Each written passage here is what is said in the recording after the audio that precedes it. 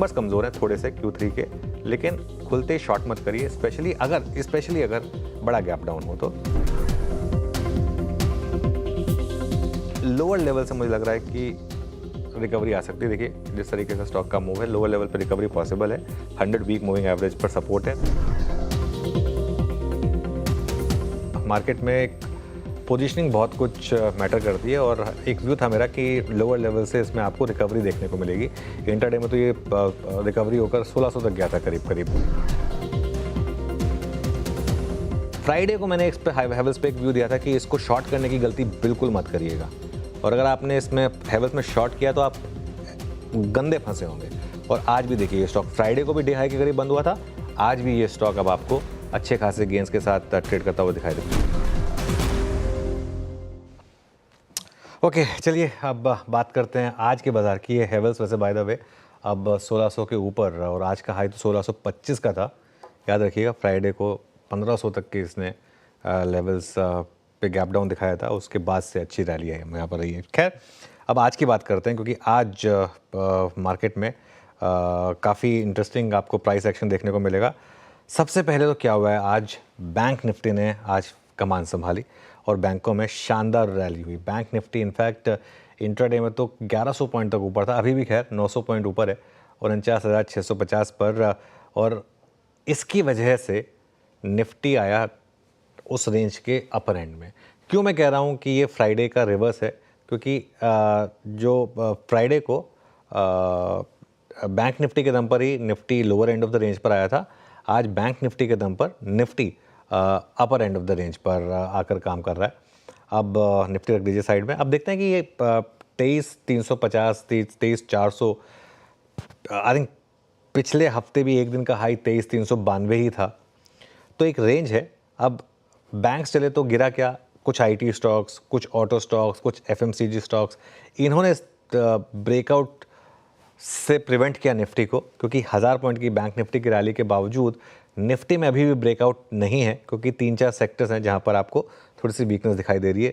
लेकिन आज सुबह के जो हमने दो बात भी की थी कि आज के दो हीरो ऑफ द डे होंगे, कोटक और विप्रो, दोनों में खैर शानदार मोमेंटम है। वैसे खैर वो नो ब्रेनर था कि दोनों आज के हीरो ऑफ द डे होंगे, तो इसमें हम क्रेडिट लेने की कोशिश नहीं कर रहे हैं, लेकिन ये एक्सपेक्टेड था कि इस तरीके से मूव दिखाएंगे दोनों स्टॉक्स, और अच्छा मोमेंटम दोनों में दिखाई दे रहा है। देखते हैं आखिरी का 1.5 घंटा कैसे रहता है। वीरू और श्रेया भी शो में मेरे साथ हैं। Good afternoon.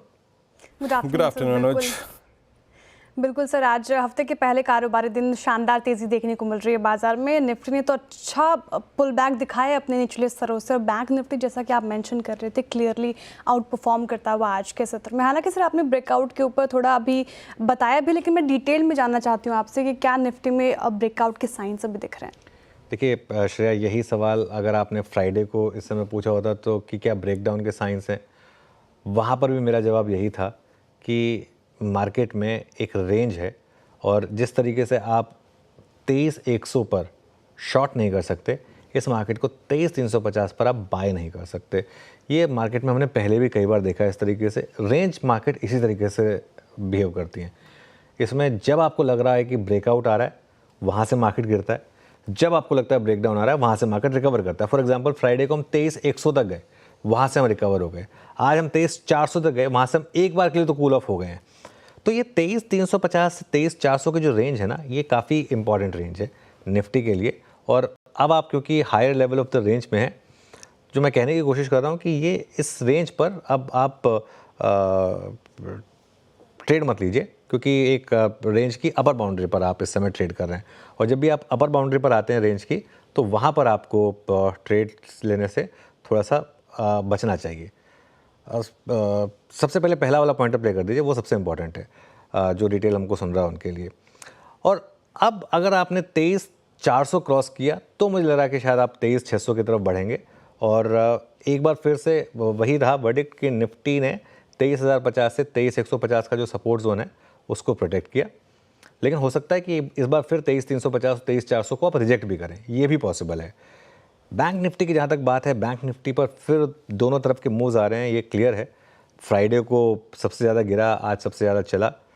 निफ्टी बैंक को इस समय ट्रेड करना जो है ना, वो मुझे लग रहा है काफ़ी मुश्किल है, और ये थोड़ा सा एक अभी भी टफ इंडेक्स है। इसके लिए अभी भी इस पर मैं कोई लेवल स्पेसिफिक व्यू दूंगा नहीं, क्योंकि कोई मतलब नहीं है। मैं आज एक पर्टिकुलर लेवल दे दूं, मंडे कल मार्केट उसकी एग्जैक्ट उल्टा चल के उसकी एकदम मौकरी बना सकता है, तो इसके लिए उससे बात करके कोई मतलब नहीं है। वो काफ़ी कुछ डिपेंड करता है एफआईएस के मूड माहौल पर। वीरू के पास चलते हैं और जानते हैं आज इंडिविजुअल स्टॉक स्पेसिफिक एक्शन कैसा रहा। वीरू, गुड आफ्टरनून, बताइए। Good afternoon Anuj. Individual stock section no doubt banks और एनबीएफसी ज़्यादा स्ट्रॉन्ग लग रही है। पहला स्टॉक मैं जिस पर रखना चाहूँगा, प्रकाश डालना चाहूँगा, वो है बजाज फिनसर्व। हालांकि याद रखिएगा, मैं एक बात यहाँ पे कहना चाहूँगा कि नेक्स्ट डे लास्ट टाइम इसका मोमेंटम फिजल आउट हो गया था, बट थोड़ा कॉशियसली मैं आगे बढ़ रहा हूँ इस कमेंट पे। लगभग आपकी स्क्रीन पे बजाज फिनसर्व डे हाई पे ट्रेड कर रहा है, ये भी फ्लैग है। ओआई को देखिए आपकी स्क्रीन पे। अब आज की कैंडल को हम रीड करें तो कैंडल क्या है बजाज फिनसर्व की? लो 200 day cluster of moving average पे सपोर्ट लिया, उसके बाद ऑलमोस्ट अब डे हाई पे ट्रेड करता हुआ बजाज फिनसर्व की बात कर रहा हूं मैं इस वक्त 1730 पे डे हाई के क्लस्टर में। टिपिकल फ्लैग नजर रखिएगा इस स्ट्रक्चर पे, स्ट्रॉन्ग मूव जनरेट करता हुआ और बाइंग काफी अच्छी खासी है। 4% OI buildup, 5.47 lakh shares. But याद रखिएगा नेक्स्ट थ्रेशोल्ड पॉइंट होगा 1750 का, जो कि ऑलमोस्ट 2 जनवरी से लेकर अब तक, यानी इस सीरीज का सबसे ज्यादा प्रभावी सप्लाई जोन है। एक हो गया ये। उसके बाद मैं थोड़ा सा यहाँ पे एसबीआई पर प्रकाश डालना चाहूँगा। एसबीआई हम पिछले 3-4 सेशन से देख रहे हैं कि भले ही आज कमांडिंग पोजीशन में एचडीएफसी बैंक हो, एक्सिस बैंक हो या आईसीआईसीआई बैंक हो, बट एसबीआई ने कहीं इससे पहले मूव जनरेट कर दिया था।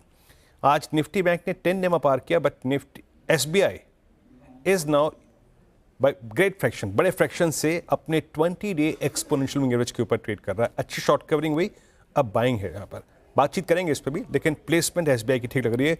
और मैं एक स्टॉक फार्मा से यहाँ रखना चाहूँगा, Laurus lab. Considering risk reward ratio, इसकी स्ट्रेंथ, अमूमन देखा है मैंने कि 50 डेमा तक रिट्रेस होने के बाद, ये कूल ऑफ होने के बाद फिर दमखम जुटाता है। और आज आप इसकी बाइंग देखिए, 3.5% ओआई बिल्डअप, 7 लाख से जुड़े। मेरे ख्याल से एक अच्छे मूव के लिए प्रिपेयर करता हूँ। बट अनुज, सिंस आज बैंक निफ्टी थोड़ा सा मूव जनरेट कर रहा है, but out of I think banks में भी अगर मैं देखूँ ना, तो वो लास्ट दिन जो वो आरबीआई के ऑपरेशन शुरू हुए थे, कंसिडरिंग वो लिक्विडिटी को मेंटेन करने के लिए, उसके बाद पीएसयूज में एक एक्शन है। सिर्फ पीएसयू बैंक पे बात करते हैं, निफ्टी पीएसयू बैंक इंडेक्स पे closer to budget.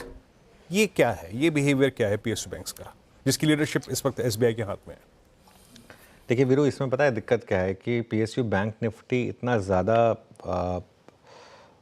Volatile index है, लेकिन इसमें एक चीज़ जो क्लियरली इसके फेवर में जा रही है। आई थिंक हमारी बात हुई थी पिछले हफ्ते, जब निफ्टी पीएसयू बैंक बहुत ज़बरदस्त गिरा था, जब 6000 के नीचे आया था, तब आई थिंक हमने एक व्यू लिया था कि यहाँ पर अगर आप चाहें तो एक निफ्टी पीएसयू बैंक इंडेक्स का ETF ले सकते हैं, क्योंकि और कुछ नहीं तो वैल्यूएशंस बहुत यहाँ पर कमांडिंग हो गए हैं। मतलब इससे ज़्यादा तो क्या ही पीएसयू बैंक आपको चीप मिलेंगे।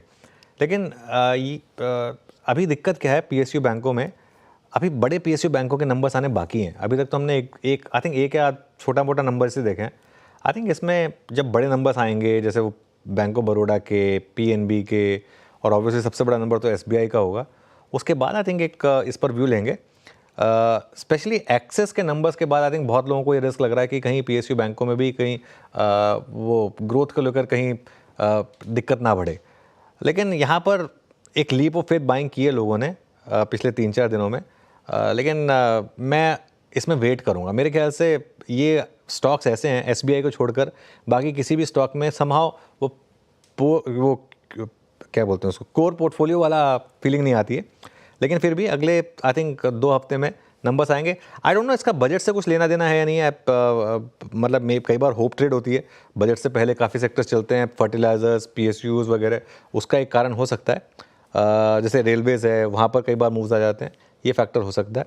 लेकिन अभी इस पर मेरे ख्याल से इतना ही रखते हैं। चलिए अब एक काम करते हैं, थोड़ा सा वीरू आगे बढ़ते हैं और आज के ट्रेंडिंग स्टॉक्स और इस कार्यक्रम का क्रम ये जानते हैं श्रेया से। श्रेया, बिल्कुल सर, शुरुआत अच्छी हुई है बाजार के इस हफ्ते की, तो शुरुआत भी ट्रेंडिंग स्टॉक्स के साथ ही की जाए। तेजी के ट्रेंडिंग स्टॉक्स पर नजर डालते हैं। कोटक महिंद्रा बैंक देखिए 9.5% की तेजी इसमें देखने को मिल रही है। विप्रो 6.5% से ज़्यादा उछल गया। दोनों के रिजल्ट अच्छे और बाजार ने रिवॉर्ड किया है। बजाज फाइनेंस और फिनसर्व में भी तेजी, आज 4.25% की तेजी बजाज फाइनेंस में, बजाज फिनसर्व में 3.25% की तेजी देखने को मिल रही है। इसके अलावा वोडाफोन आइडिया देखिए 9.5% की ज़बरदस्त तेजी यहाँ पे। कल्याण ज्वेलर्स इतनी पिटाई के बाद इसके आज हालात सुधरते दिख रहे हैं, 7% की तेजी यहाँ पे। यूनाइटेड ब्यूवरीज में भी आज उछाल और 5.5% से ज़्यादा तेज़ होकर कामकाज क्यों हुआ, इस पर और डिटेल में चर्चा करेंगे। कैनरा बैंक देखिए 4% के करीब ये तेज़ होता हुआ आज के सत्र में दिखाया, लेकिन कुछ ऐसे काउंटर्स जहाँ पर बिकवाली हावी होती दिखी। SBI लाइफ रिजल्ट के बाद टूटा 3% से ज़्यादा, ट्रेंट बिकवाली का शिकार हुआ 2% के करीब, श्रीराम फाइनेंस पर भी डेंट पड़ा 1.5%, और TCS भी टूट कर रहा है कामकाज 1.25% से ज़्यादा। और देखिए इंडियन होटल्स के नतीजे अच्छे रहे, लेकिन बाजार में गिरावट देखने को मिली, इनफैक्ट इस पर्टिकुलर काउंटर में गिरावट देखने को मिली 3% से ज़्यादा। वोल्टास भी टूटकर कामकाज करा 3.25%, सुप्रीम इंडस्ट्रीज़ में भी गिरावट 3.5%, और गोदरेज कंज्यूमर्स पे भी डेंट पड़ता दिखा 1.25% के करीब।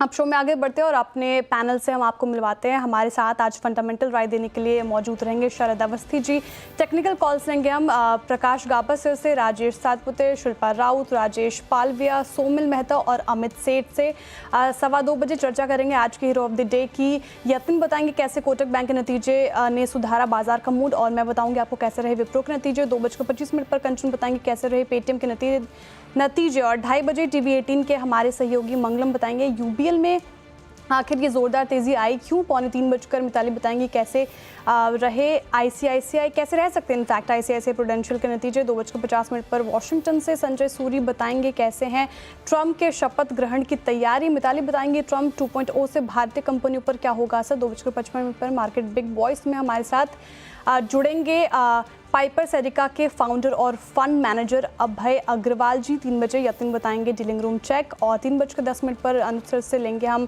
कल के लिए स्ट्रैटेजी, और 3:15 पर लेंगे BTST STBT calls.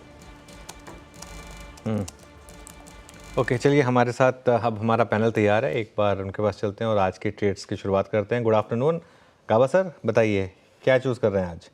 Good afternoon to you. मुझे जो पसंद है इस वक्त वो है KEI इंडस्ट्रीज, ट्रेड कर रहा है 4181 पर।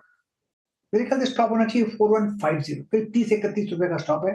अपसाइड टारगेट है 4250 KEI इंडस्ट्रीज। ये स्पिल ओवर ट्रेड कल तक भी हो सकता है और हायर टारगेट, लेकिन 4250 पॉसिबल है। ओके, गावा सर का ट्रेड हो गया। KEI इंडस्ट्री 4171 पे बाय ट्रेड है। शिल्पा जी गुड आफ्टरनून, आपका ट्रेड इस वक्त का। Good afternoon everyone. मेरा अभी का ट्रेड रहेगा दालमिया भारत में।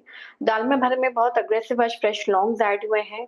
यहाँ पे स्टॉक फ्यूचर्स ट्रेड कर रहा है अराउंड 1740, तो यहाँ पे आप 1715 का स्टॉप लॉस मेंटेन कीजिए and look for targets of 1780 से लेके 1820। मुझे लगता है कि इसमें काफी अग्रेसिव मूव आना ही चाहिए। दालमिया भारत कल नतीजे आएंगे और बाई साइड की ट्रेड शिल्पा जी की तरफ से आते हुए। अमित जी गुड आफ्टरनून, आप क्या पिक कर रहे हैं। Afternoon Shreya ji, good afternoon Anoop ji, Viren ji and everybody on the panel. Shreya ji, मेरा इस समय का ट्रेड रहेगा भारती एयरटेल। भारती एयरटेल में एक हम टाइट कंसोलिडेशन का ब्रेकआउट देख रहे हैं। काफी लंबा चौड़ा ये कंसोलिडेशन चला है। सारे मूविंग एवरेजेस देखें तो they are all tightly compressed, और एक यहाँ पे कंप्रेशन ब्रेकआउट नजर आ रहा है। 1640-41 के लगभग भाव है। 1620 के स्टॉप से बाय करें और 1680 के टारगेट्स रहेंगे भारती एयरटेल में। ओके, भारती एयरटेल। राजेश सतपुते जी बताइए आपने क्या पिक किया। Good afternoon Anuj ji and good afternoon everyone. Anuj ji देखिए, नजर है B2 पे, बजाज फिनसर्व एंड बजाज फाइनेंस। मुझे लगता है दोनों ही चार्ट अच्छे हैं, लेकिन अगर एक चुनना है that will be Bajaj Finserv, क्योंकि यहाँ पे ओपन इंटरेस्ट जंप है करीबन 4%। तो यहाँ पे मुझे लगता है जो परसों उसने गिव अप किया था, ये फिर से अभी अपनी स्ट्रेंथ दिखा रहा है। सो बजाज फिनसर्व बाय करे। 1730 करंट मार्केट प्राइस है। 1710 का स्टॉप लॉस रखे, यानी 20 पॉइंट्स का, और इसका अगर यहाँ से चले तो कहां तक, तो मुझे लगता है ये 1780 से लेकर 1800, ये इसका पहला पड़ाव होगा। जी हाँ, बहुत अच्छी प्लेसमेंट है बजाज फिनसर्व की, और अभी मैं इनफैक्ट व्याख्या कर ही रहा था इसकी। सोमिल मेहता जी के पास चलते हैं अब। सोमिल गुड आफ्टरनून, आपका ट्रेड इस वक्त का। Good afternoon everyone. मेरा ट्रेड होगा डेविस लैब पे, और यहाँ पे कुछ समय से कंसोलिडेशन चल रहा है, लेकिन अब मुझे लगता है कि नीचे की तरफ से जो मोमेंटम इंडिकेटर्स हैं उसमें बाई साइड आया है, बाई सिग्नल आया है, और जो कंसोलिडेशन है ऊपर की तरफ ब्रेकआउट भी हुआ है। तो I think the targets would be 6200 in the very short term. New highs की तरफ डेफिनेटली लग रहा है, और स्टॉप लॉस होगा 5840। ठीक है, डेविस लैब बाई साइड की ट्रेड फिलहाल अच्छी तेज़ी यहाँ पे भी देखने को मिल रही है, 1.5% के करीब कामकाज कर रहे हो चलकर। शरद जी, वेरी गुड आफ्टरनून। अब बाजार में शुरुआत अच्छी हुई है, इस हफ्ते की तेज़ी देखने को मिल रही है। क्या लग रहा है सर आपको, कौन से स्टॉक या सेक्टर आपको अच्छे लग रहे हैं जहाँ पे बेट लगाई जा सकती है? मुझे लगता है एग्रीकेम शायद एक स्पेस होनी चाहिए जहाँ ग्रेजुअली नंबर्स में थोड़ी इंप्रूवमेंट हमें आने वाले समय में देखने को मिले। तो पीआई इंडस्ट्रीज मुझे लगता है इन वैल्यूएशंस पे डिसेंटली प्राइस्ड इन है। Company agrochem, custom synthesis, CDMO type के बिजनेसेस में ऑलरेडी ऑपरेट कर रही है। ज़्यादातर बिजनेस एग्रीकेम में उसके रिलेटेड ही है। पिछले साल में भी कंपनी ने 7-8 प्रोडक्ट्स लॉन्च किए थे। इस साल भी सेकेंड हाफ में भी प्रोडक्ट लॉन्च पाइपलाइन काफ़ी स्ट्रॉन्ग है। और हमारा ये मानना है कि एग्रीकेम में जो इन्वेंट्री इश्यूज थे, जो चैनल इन्वेंट्री इश्यूज थे, वो लार्जली रिजॉल्व हो गए हैं। अब यहाँ से लगातार हमें हर क्वार्टर इंप्रूवमेंट देखने मिलनी चाहिए।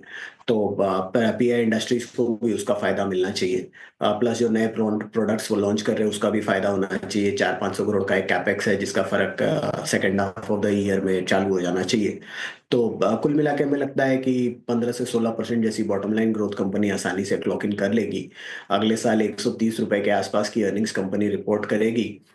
35 का मल्टीपल मिल जाना चाहिए। तो 4,500 रुपए के लक्ष्य के हिसाब से pi industries. Okay, pi industries आज स्पॉटलाइट में भी हमने इसकी बात की थी। थोड़ा शुरुआत वीक रही, लेकिन अब रिकवरी इस समय आपको इस स्टॉक में आती हुई दिखाई देगी। निफ्टी एक बार फिर कोशिश कर रहा है 23,350 के ऊपर निकलकर 23,360, 23,391 आज का इंट्राडे हाई रहा है। उधर की तरफ शायद एक चाल चलने की कोशिश कर रहा हो।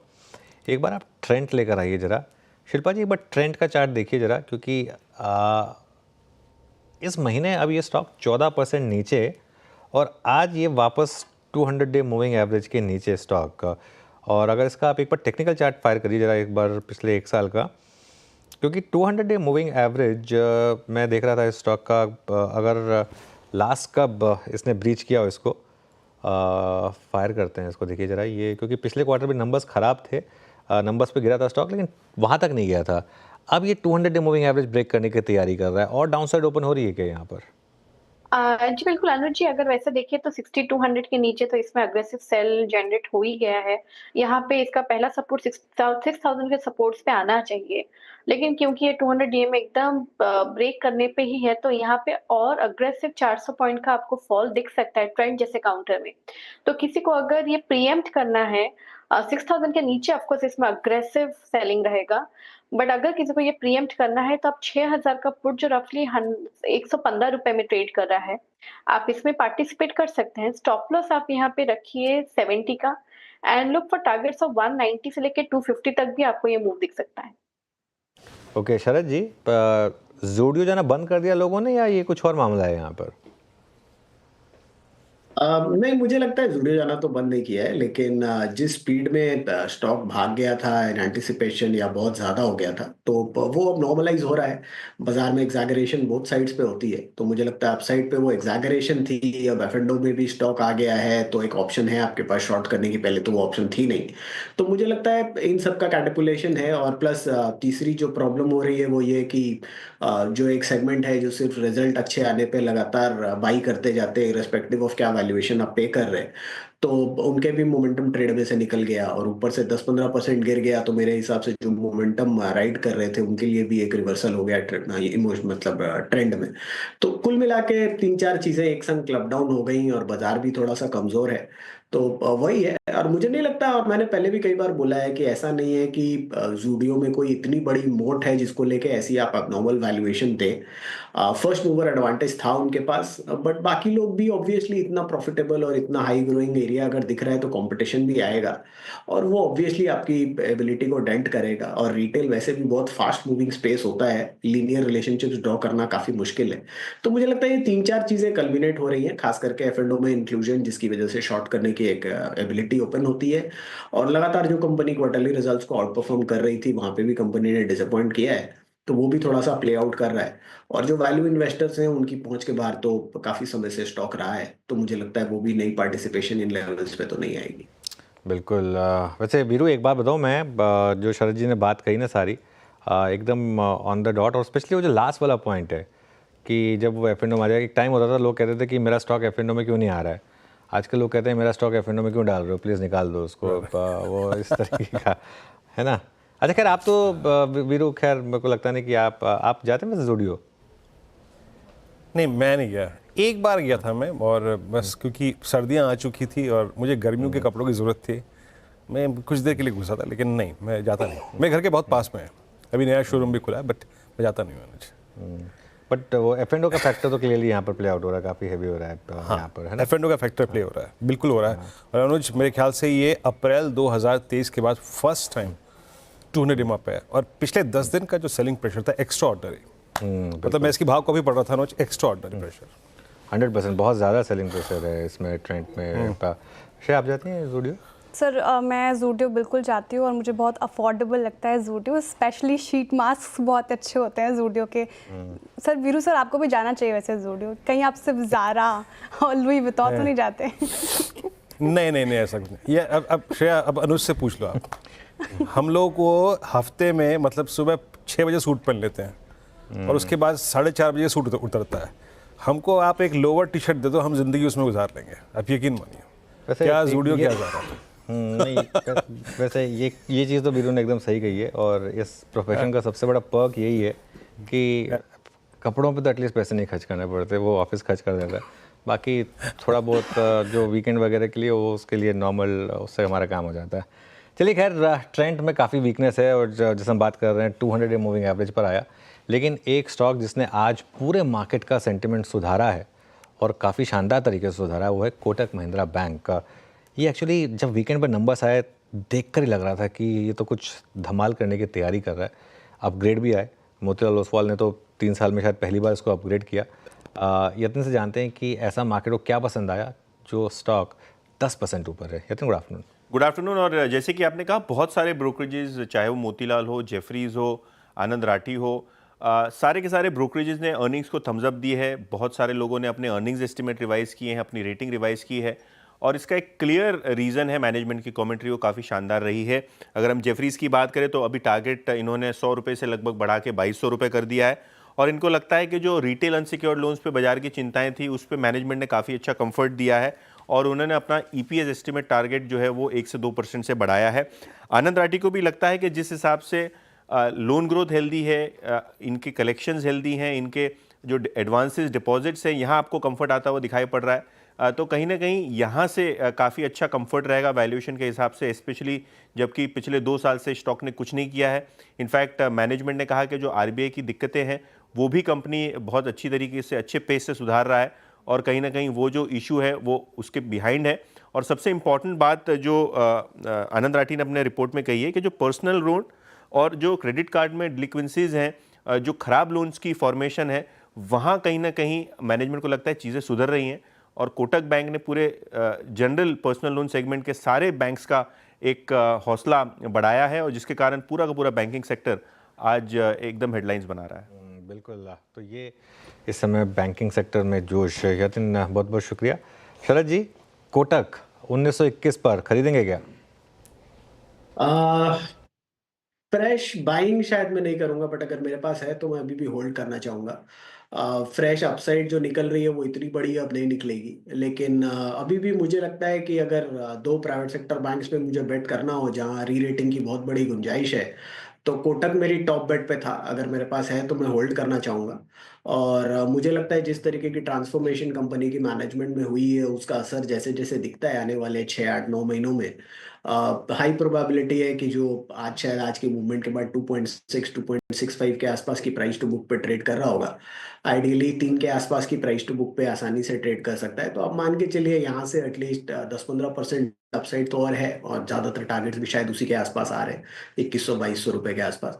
तो मुझे लगता है 10-15% की और अपसाइड है, बट अब अगर आपके पास है तो आप होल्ड करिए। मेरे क्राइटेरियाज के हिसाब से मैं फ्रेश बाइंग शायद, अगर मेरा 1.5 साल का नजरिया है तो मैं नहीं करना चाहूंगा, बट अगर आप 3 साल तक के होराइजन पे एक्सटेंड कर सकते हैं तो मुझे लगता है अभी भी एक अच्छी बाई है इन लेवल्स पे।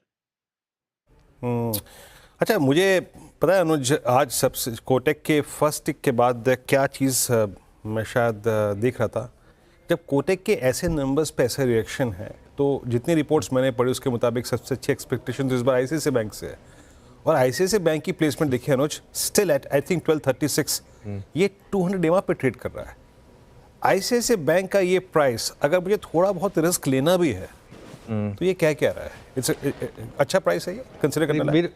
बिल्कुल, देखिए मैं बीरू एक चीज़ बताऊं, वैसे इस मार्केट में इस अर्निंग सीजन में जो एक लेसन सबको लेना चाहिए ना, एक्स्ट्रापोलेट मत करिए। फॉर एग्जांपल अगर आपने टीसीएस के चक्कर में HCL टेक ले लिया तो ज़बरदस्त पिटाई हुई आपकी, या फिर इन्फोसिस ले लिया तो ज़बरदस्त पिटाई हुई। उसके चक्कर में अगर आपने विप्रो शॉर्ट कर दिया तो आज मार्केट ने आपको उसमें धो डाला, ठीक है। ऐसे ही अगर आप बैंकिंग में लेके चलें, अगर जब एक्सिस के नंबर्स आए थे, एक्सिस इतना गिरा, उसके चक्कर में अगर आपने बाकी किसी बैंक को शॉर्ट किया तो आज देखिए किस तरीके से आप कोटक में कितनी रिकवरी आ गई। आरबीएल बैंक देखिए आप, आज सुबह हमारी बात भी हुई थी कि आरबीएल बैंक बैन में है, इसके लिए वो नीचे से हो सकता है रिकवरी भी आ जाए काफ़ी कुछ शायद प्राइस में। तो ये I think even ICICI bank के केस में भी आई थिंक प्रीएम्प्ट मत करिए मेरे ख्याल से। देखिए अब ये दांव उल्टे भी पड़ सकते हैं। अब बहुत लोग कहेंगे कि काश मैंने कोटक ले लिया होता कल या परसों, मतलब फ्राइडे को, ठीक है, काश आपने ले लिया होता, नंबर्स एक्सेस वाला जैसा आया होता और अगर स्टॉक 10% गिर जाता तो क्या होता। ये ना जब ये हो जाता है ना, प्राइस मूव आ जाता है, उसके बाद क्यूट लगता है कि काश मैंने कर लिया होता। मार्केट में ऐसा होता नहीं है। ये आपका या तो आपके पास इन्फॉर्मेशन हो, वो आर्बिट्राज हो, वो अलग बात है, अगर नहीं है तो नहीं हो पाएगा। इसलिए मैं कह रहा हूँ आईसीआईसीआई बैंक के केस में भी नंबर आने दीजिए। अच्छा, कोटक का केस है फॉर एग्जांपल, सुबह खुलने के बाद भी इसने आपको जगह दी वैसे लेने के लिए, और अगर आप ये आपका थोड़ा सा लॉन्ग टर्म का नज़रिया है तो हो सकता है यहाँ से भी वो आपको पैसा बना के देगा, क्योंकि नंबर्स इतने अच्छे थे कोटक महिंद्रा बैंक के। तो सिमिलरली आईसीआईसीआई के केस में भी आई थिंक हम वेट ही कर लेंगे, वो बेटर रहेगा। चलिए, लेकिन मैंने बात विप्रो की छेड़ दी, तो विप्रो भी आज का दूसरा हीरो ऑफ द डे है, और यहाँ पर भी नंबर्स को एक बार रिविजिट करते हैं श्रेया के साथ। श्रेया बताइए। क्लियरली सर, विप्रो आज का हीरो ऑफ द डे, 6.5% ज़्यादा उछलकर कामकाज कर रहा है आज के सत्र में। इनफैक्ट जब ओपनिंग हुई थी तो वो ज़्यादा शानदार हुई थी, 8% से ज़्यादा उछलकर ये ओपनिंग की थी इसने। कारण क्या है? उम्मीद से बेहतर Q3 नतीजे। इनफैक्ट सीजनली वीक क्वार्टर में कंपनी की जो मार्जिन है उसमें सुधार दिखा गया है, और इसकी बात करूँ तो कंपनी की ऑपरेटिंग मार्जिन अपने 3 साल के उच्चतम स्तर पर है। सबसे ज़्यादा सरप्राइजिंग यही थी। इसके अलावा प्रॉफिट, नेट प्रॉफिट में भी इजाफा देखने को मिला है 4.5% से ज़्यादा क्वार्टर बेसिस पे, और ये आंकड़ा बढ़कर हो गया 3,354 करोड़। ब्रोकरेजेस भी इसलिए बुलिश नज़र आ रहे हैं। देखिए, नोमुरा ने बाय की कॉल दे दी है, टारगेट प्राइस 340 रुपये प्रति शेयर कर दिया है। इसके अलावा फाइनेंशियल ईयर 2025-27 के लिए अर्निंग पर स्टॉक एस्टिमेट को भी बढ़ा दिया है 2 से 5% के करीब। मार्जिन में सुधार मैक्वेरी के लिए भी सरप्राइजिंग था, इसलिए आउट परफॉर्म की कॉल रखी है। साथ ही टारगेट प्राइस देखिएगा तो 330 रुपये प्रति शेयर कर दिया। इतना ही नहीं, देखिए नुवामा ने भी बाय की कॉल दी है, और यहाँ पे भी अच्छा खासा टारगेट प्राइस 350 रुपये प्रति शेयर का टारगेट प्राइस रखा है। और नुवामा को अभी वैल्यूएशन काफ़ी इनएक्सपेंसिव लग रही है कंपनी की, इसलिए रडार पे रखने की सलाह है। साथ ही रिस्क रिवॉर्ड भी अट्रैक्टिव लग रहा है नुवामा को।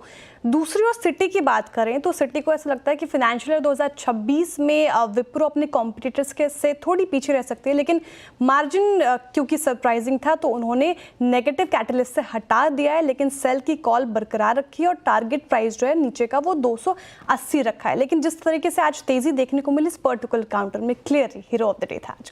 बिल्कुल hero of the day. Shilpa ji, कैसे रीड करें विप्रो के चार्ट को? जी, विप्रो को अगर आप देखेंगे अनुज जी, तो यहाँ पे मुझे लगता है 320 के नेक्स्ट टारगेट्स आने ही चाहिए। आप यहाँ पे definitely with stop loss of 287 के स्टॉप लॉस से आप यहाँ पे लॉन्ग बने रहिए। लुक फॉर टारगेट्स ऑफ 320 से लेके 325। बिल्कुल। चलिए, अब एक और स्टॉक की बात करते हैं। पेटीएम, नंबर्स जारी किए पेटीएम ने, और पेटीएम का जो घाटा है वो कम हुआ है, और एक बहुत इंटरेस्टिंग रिपोर्ट भी है ये बर्नस्टीन की, जो कह रही है इसमें काफ़ी पॉजिटिव्स भी हैं। कंचन के पास चलते हैं और जानते हैं सारी details. Kanchan, good afternoon. Good afternoon sir. जैसे कि आपने मेंशन किया, अब ज्यादा घाटे से अब घाटा कम हो गया है साल दर साल अगर हम देखें। अब बर्नस्टीन के ऊपर आते हैं। इन्होंने आउट परफॉर्मेंस की रेटिंग दी है, और इनका मानना है कि आने वाले टाइम पीरियड में हमें 1100 तक के टारगेट पर्टिकुलरली पेटीएम के अंदर देखने को मिल सकते हैं। अगर लोन डिस्पोजल की बात करी जाए तो सीक्वेंशियल बेसिस में यहाँ पे हमें करीबन 6% का इजाफा आता हुआ दिखाई दिया है। मर्चेंट लोन की अगर तरफ नजर डाली जाए तो ये भी सीक्वेंशियल बेसिस पे 16% बढ़ते हुए दिखाई दिए है। इनफैक्ट जो ग्रॉस मार्जिनलाइज वैल्यू है उसमें भी 13% का एक अपसाइड देखने को मिला है, और ये वैल्यू आके पहुंच गई है 5 ट्रिलियन के आर पार, जिसके पीछे का जो मेजर ड्राइवर है वो है फेस्टिव सीजन। अब जो कंपनी की कॉस्ट एफिशिएंसी है वो भी हमें कहीं ना कहीं सुधरती हुई नजर आ रही है और हो सकता है कि आने वाले टाइम पीरियड में जो एबिटा है जो अभी हमें नेगेटिव नंबर्स में देखने को मिल रहा है ये पॉजिटिव साइड भी हमें जाता हुआ दिखाई देगा। इनफैक्ट इस टाइम पे काफी ज्यादा हमने पेटीएम के अंदर रेगुलेटरी इंपैक्ट देखे थे, लेकिन उस सब चीजों के बावजूद जो नंबर्स है वहां पे काफी ज्यादा इंप्रूवमेंट आया है। अब इसमें एक एंगल और है एमएससीआई का, बिकॉज आज से एमएससीआई की जो कट ऑफ डेट है वो शुरू होने वाली है और फरवरी में हो सकता है कि पेटीएम यहाँ पे हमें शामिल होता हुआ दिखाई दे, जिसके बाद करीब करीब 1.7 करोड़ शेयर्स यहाँ पे खरीदते हुए हमें दिखाई दे सकते हैं। तो ये कुछ पर्टिकुलर रीजंस है जिसके चलते पेटीएम में ये बुलिश है। पेटीएम में आज तेजी भी है, 0.25% की तेजी देखने को मिल रही है। इनफैक्ट पिछले भी ब्रोकरेजेस रिपोर्ट आए थे तो वहाँ भी बुलिश ही नजर आ रहे थे। नोमुरा की रिपोर्ट थी, मैंने ही कवर की थी। राजेश सातपुते जी, पेटीएम का चार्ट देखिए आप, चार्ट क्या इंडिकेट कर रहा है अभी फिलहाल? अगर किसी को लेना है फ्रेश बाइंग की सलाह रहेगी या फिर जिनके पास है वो होल्ड रखे, क्या हिदायत? श्रेया जी देखिए, मुझे लगता है रिजल्ट के पहले पेटीएम में एक रैली आई है, वो करीबन 780 जो इसका 100 डीएमए था वहां से लेके 910 तक आई है। ये 910 से लेकर 920 से इसका क्लस्टर है जहां पे 10 और 20 डीएमए आते हैं और ये बहुत स्टिक एंड स्टिफ आप कह सकते हैं कि एक मूविंग एवरेजेस होते हैं। तो जिनके पास पोजीशन है वो क्या करे? मेरे हिसाब से फिलहाल उन्हें बने रहना चाहिए विद स्टॉप लॉस ऑफ 875 और जो फ्रेश एंट्री करनी है वो ब्रेकआउट के ऊपर ही करें 920 ये क्लियर ब्रेकआउट मिलेगा तो फिर आप फ्रेश एंट्री करें, क्योंकि इन दैट केस एक रैली मिलेगी, प्रोबेबली इन दैट केस ये कम से कम 980,000 का लेवल अनफोल्ड करेगा। तो फ्रेश एंट्री थोड़ा अवॉइड करें, 920 के ब्रेकआउट के बाद करें। अच्छा, क्लोजर टू बजट एक स्पेस पे और बात करते हैं। लुक एट डिक्सन आपकी स्क्रीन पे, अभी डे हाई पे ट्रेड कर रहा है और ये सुबह मेरे को अच्छी तरह याद है, खुलते ही साथ चंदन ने ग्रिप कर ली थी कि आज डिक्सन ले लीजिए, आज डिक्सन चलेगा। डिक्सन चलता हुआ डे हाई पर आगे ट्रेड कर रहा है। आप केन्स को लेके आइए 6600 पे, ये भी ठीक ठाक कर रहा है और इवन एम्बर इंटरप्राइजेस को लेके आइए, ये भी अच्छा कर रहा है। शायद जी मैं इस पर एक टेक्निकल व्यू भी लूँगा कि क्या बाय करना चाहिए इस वक्त, लेकिन एक फंडामेंटल व्यू लेते हैं। आप डिक्सन पे जो वो रिक्वायर्ड कूलिंग ऑफ होती है वो हो चुकी है, अब काफ़ी रिट्रेस होने के बाद फिर दमखम जुटाता हुआ। EMS स्पेस में आप क्या लेंगे शरद जी, इस वक्त ये प्राइस क्या कंसिडर करने लायक है? अक्रॉस द बोर्ड वीरेन जी अभी तो लगता नहीं कि कुछ भी लेने लायक बचा है, क्योंकि ज्यादातर चीजें लगभग 2-3 साल फॉरवर्ड से ज्यादा डिस्काउंट कर रही हैं। तो मुझे नहीं लगता कि इन लेवल्स पे आपको डिक्सन, अंबर या आप थोड़ी बहुत जो छोटी स्टॉक्स भी हैं उसमें से भी कुछ लेने लायक है कि नहीं, क्योंकि बहुत ज़्यादा फैंसी रही है। तो across the board 60, 65, 70 time forward पे ज़्यादातर स्टॉक्स ट्रेड कर रहे हैं।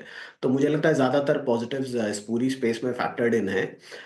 छोटी कंपनीज रिसेंटली मैंने देखी नहीं है, बट कुछ कंपनीज थी, अगर वो करेक्ट हुई तो वो आप देख सकते हैं। बट फ्रंट लाइन में जो भी नाम है EMS स्पेस में, वहाँ मुझे लगता है हद से ज़्यादा पॉजिटिविटी प्राइस्ड इन है और बहुत ज़्यादा यहाँ से अपसाइड निकालना थोड़ा मुश्किल होना चाहिए। ओके, चलिए अब थोड़ा आगे बढ़ते हैं और एक ऐसी खबर पर आते हैं जो बहुत लोगों के शायद फोकस में रहती भी है। यूनाइटेड ब्रूरीज, आज शेयर में करीब 6% की तेज़ी है और मंगलम से जानते हैं कि क्यों तेज़ी हो रही है। वैसे डिस्क्लेमर दे देते हैं, मंगलम ने शायद इनके प्रोडक्ट कभी कंज्यूम नहीं किए। मंगलम, गुड आफ्टरनून, बताइए शेयर क्यों तेज़ी है आज? जी बिल्कुल, आपका डिस्क्लेमर सही है। द रीज़न कि UBL आज 6% ऊपर है, अगर आपको याद होगा 8 जनवरी को एक कंपनी ने एक्सचेंज को नोटिफिकेशन दिया था कि हम तेलंगाना में अपनी बियर नहीं बेचेंगे। क्यों? क्योंकि तेलंगाना के जो बायर्स थे, तेलंगाना गवर्नमेंट, उन्होंने उनको 3-4 साल से प्राइस हाइक नहीं दिया और उनके कई सारे अमाउंट उनका पेंडिंग था ड्यूज़ के तहत। अब उसके ठीक 20 दिन बाद आज कंपनी ने कहा है कि वो रिज्यूम कर रहे हैं तेलंगाना में अपना सप्लाई। उसका रीज़न है कि उनकी जो बात गवर्नमेंट से हुई है वो काफ़ी सकारात्मक हुई है और वो चाह रहे हैं कि आगे प्राइस हाइक करें और एट द सेम टाइम जो उनके बाकी बकाया ड्यूज़ हैं वो करीब 700 करोड़ के आसपास, वो भी अगले 12 से 13 महीने में वो कंपनी को चुकाएंगे। उन सब का सबसे बड़ा कंडीशन यही था कि कंपनी को सप्लाई शुरू करनी चाहिए। क्यों? क्योंकि तेलंगाना इस देश की बियर मार्केट्स काफ़ी अहम मार्केट है। यूनाइटेड ब्रूरीज के 15 से 17% वॉल्यूम तेलंगाना से आती है, पर ये 15 से 17% वॉल्यूम पे भी कंपनी को कुछ एबिटा पॉजिटिव नहीं होता था। तो अगर प्राइस हाइक आएगी तो वो सबसे ज़्यादा इंपॉर्टेंट होगा उनके ऑपरेशनल परफॉर्मेंस के लिए। तो नियर टर्म सबसे बड़ा पॉजिटिव ये है कि वॉल्यूम्स रिकवर हो जाएंगे, और दूसरा हम देखेंगे कि तेलंगाना गवर्नमेंट कब प्राइस हाइक करती है। सोर्सेज को हमारे जो कलीग है सुदर्शन, उन्होंने तेलंगाना गवर्नमेंट के सोर्सेज से ये पता किया कि हो सकता है कुछ 35 से 45 दिन में प्राइस हाइक की न्यूज़ आ सकती है, और वो अगर आ गई तो काफ़ी बेनिफिशियल होगा, क्योंकि पूरे कंपनीज़ को समर का जो सीज़न है वो एलिवेटेड प्राइस के साथ मिलेगा, तो वो ऑपरेटिंग परफॉर्मेंस के लिए बहुत अच्छा होगा। वैसे भी समर सीज़न जो प्रोडक्ट है इनका, उनके लिए ऑब्वियसली सबसे ज़्यादा पीक सीज़न वही होता है। शरद जी, मंगलम, शुक्रिया। यूनाइटेड ब्रूरीज एक clear cut multi month bull market में है ये स्टॉक, क्या करें इस पर? मुझे लगता है इन वैल्यूएशंस पे अब बहुत ज़्यादा स्कोप तो इस पे नहीं बचता है। हालांकि ये जो न्यूज़ मंगलम बता रहे हैं ये टेम्पोररी एक शॉर्ट टर्म पॉजिटिव है, रिवाइवल अगर होता है उस जिस फेस में तो वो इनके लिए एक पॉजिटिव है। बट इन वैल्यूएशंस में मुझे लगता है बहुत ज़्यादा स्कोप नहीं बचता है फ्रंटलाइन ब्रेवरी स्टॉक्स में। कंपैरेटिवली शायद एक सुला वाइन्स या छोटी कंपनीज में ग्लोबल स्पिरिट टाइप की कंपनी शायद बेटर ऑप्शंस हैं, क्योंकि यहाँ पे वैल्यूएशन वाइज लगभग ये पीक मल्टीपल्स पे ट्रेड कर रहे हैं। हालांकि जो लॉन्ग टर्म प्रीमियमाइजेशन वाली स्टोरी है वो एज इट इज कैरी होनी चाहिए, बट इन वैल्यूएशंस पे मुझे लगता है 1.5-2 साल लगभग फुल्ली डिस्काउंटेड है, तो बहुत ज़्यादा अपसाइड खोजना मुश्किल होगा। तो टेम्पररी इफेक्ट देखने को मिलेगा इसका यूनाइटेड ब्रूवरीज पे।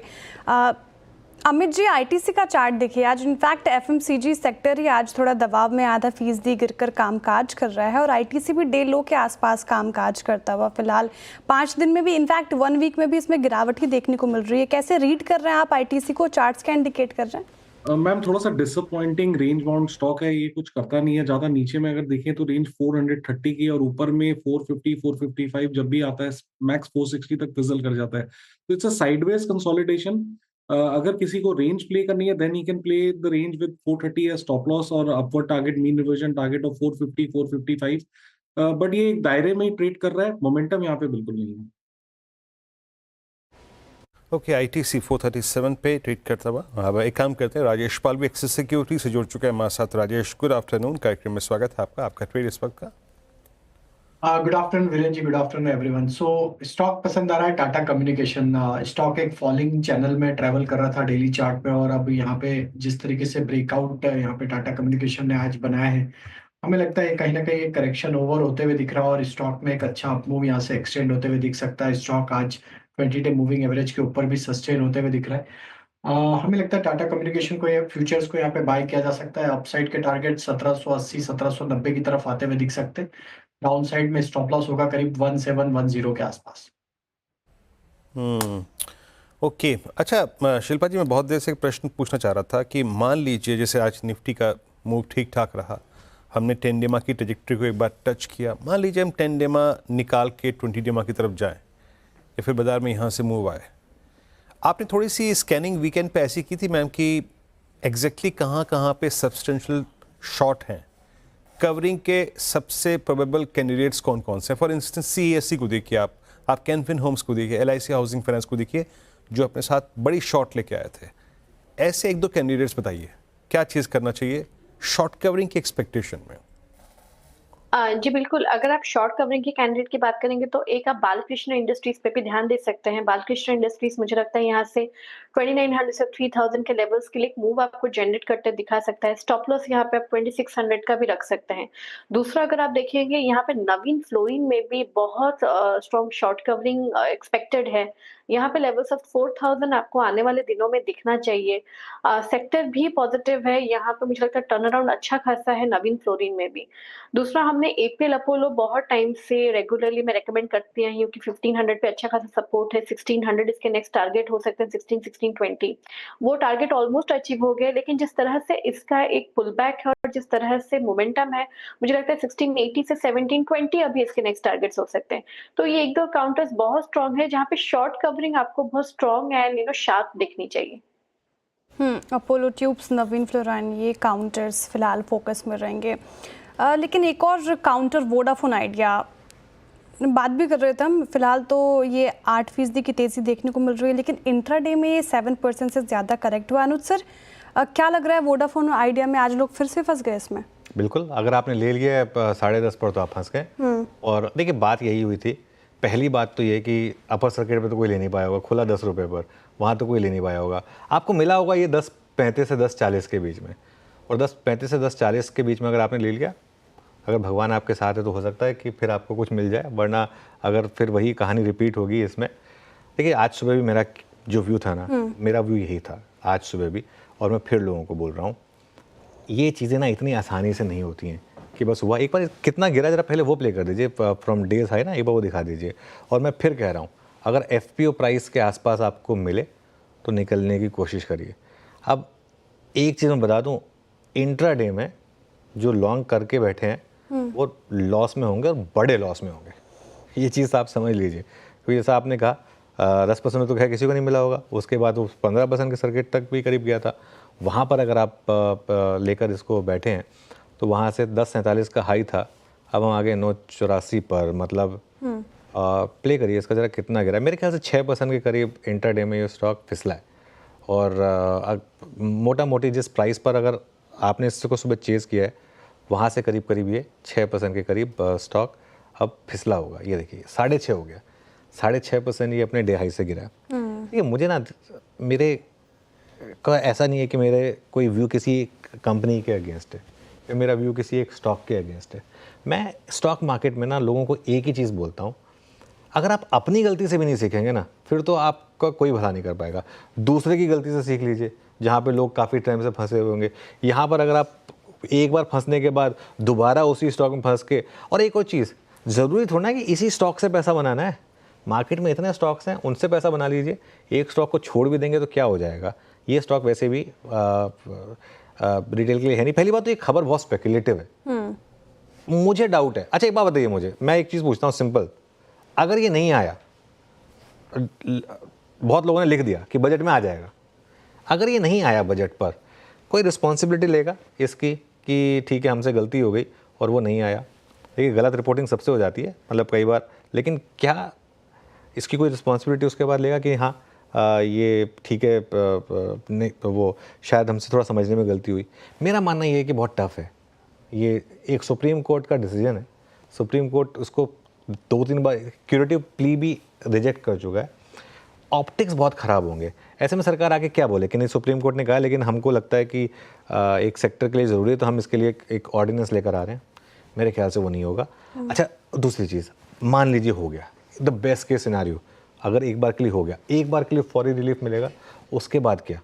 उसके बाद क्या? वो कितने टाइम चलेगा वो रिलीफ? तो इसके लिए ये जैसे कहते हैं ना, एक इसका सिंपल एग्जांपल देता हूँ। एक पेशेंट वेंटिलेटर पर है, अब आप उसको कहते हैं कि चलिए अब 1 महीना उसको और वेंटिलेटर पर रख के देख लेते हैं। अगर वो बिल्कुल उसमें दम ही नहीं है तो आप चाहे उसको 1 महीना वेंटिलेटर पर रखें या 3 महीने वेंटिलेटर पर रखें, उससे कुछ होना नहीं है। तो ये मेरे ख्याल से कहानी वो वाली है। बाकी देखो जिसको करना है वो करे, जिसको फंसना है वो फंसे। हो सकता है कि इसमें कुछ अच्छा भी निकल के आ जाए किसी का, और मैं तो यही चाहूँगा कि जो रिटेल स्पेशली अगर फंसा हुआ है, मैं तो दिल से चाहूँगा कि उनको उनका पैसा मिल जाए और वो इसमें से निकल पाएँ। लेकिन फिर भी आई थिंक अगर आपको सेक्टर प्ले ही करना है ना, better choice is Bharti Airtel.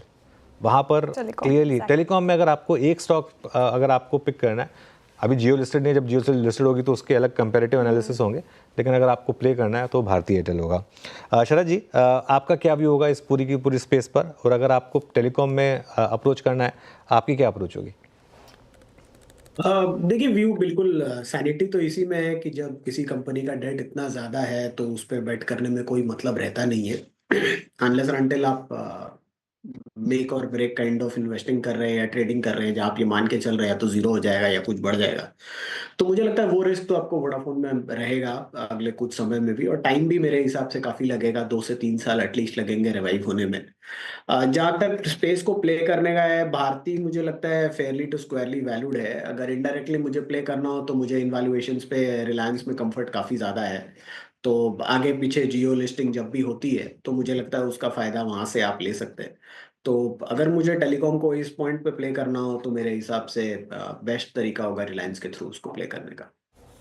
Reliance के थ्रू टेलीकॉम सेक्टर को प्ले करने का, और फाइनेंशियल क्राइसिस से फिलहाल वोडाफोन आइडिया जूझ ही रही है। चलिए अब दूसरे स्टॉक की बात करते हैं, ICICI प्रूडेंशियल लाइफ की बात की जाए। कल वायदा बाजार में ICICI प्रूडेंशियल लाइफ समेत 4 कंपनियों के नतीजे आएंगे, और ICICI प्रूडेंशियल के नतीजे कैसे रह सकते हैं ये बताने के लिए मेरे साथ जुड़ रही मिताली बताइए।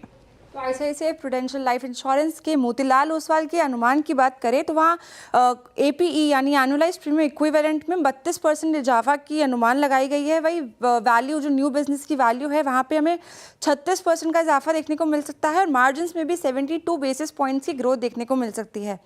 ट्रिगर्स की बात करें तो न्यू बिजनेस प्रीमियम में स्ट्रॉन्ग ईयर ऑन ईयर जो ग्रोथ है वो बेसिकली ग्रुप बिजनेसेस में अच्छे नंबर्स की वजह से देखने को मिलेगी। साथ ही एक्सपेंस रेशियो आउटलुक एक क्रूशल फैक्टर रहेगा।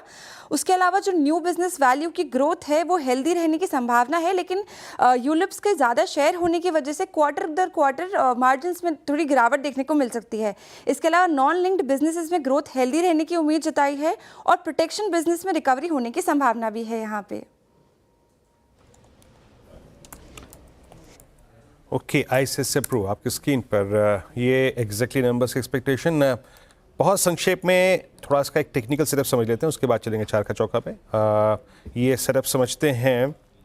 राजेश सतपुती जी, राजेश जी, इंश्योरेंस स्टॉक्स में एक मूव तो था, बट आपका टेक ICICI प्रो पे शॉर्ट टर्म पर्सपेक्टिव से, और अगर कंसिडर करना हो इस प्राइस पे तो रीजनेबल स्टॉप लॉसेस और टारगेट्स क्या होंगे, या फिर एटलीस्ट एक रीजनेबल प्राइस ट्रैजेक्टरी जोन? देखिए, मुझे लगता है कि रिजल्ट के पहले इसमें जो दबाव है कहीं ना कहीं इस लेवल के आसपास एब्सॉर्ब हो रहा है, और वो लेवल है करीबन 630 का। तो मुझे लगता है जब तक 630 का लेवल इंटैक्ट है तब तक लॉन्ग में बने रहे, 620 का स्टॉप लॉस मेंटेन करें, क्योंकि it needs is a breakout 665, ये इसका 200 DMI रेंज है। अगर ये 665 के ऊपर चला जाता है, जिसकी प्रोबेबिलिटी मुझे चार्ट पे थोड़ी ज्यादा लगती है, तो इन दैट केस इसका जो नेक्स्ट टारगेट रहेगा वो रहेगा कम से कम 700 का। तो यहाँ पे आपको ट्रेड लेना है आइदर सपोर्ट पे या ब्रेकआउट पे। ओके, सपोर्ट पे या ब्रेकआउट पे, बीच में मत फंसिए। ये इस समय व्यू राजेश जी का।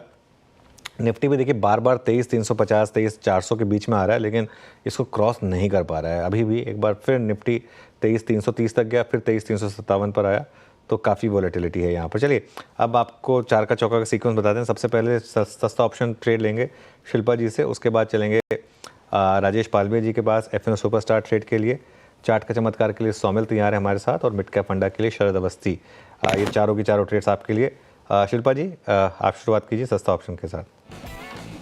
जी बिल्कुल अनुज, सस्ता ऑप्शन मेरा रहेगा इंडियन बैंक में।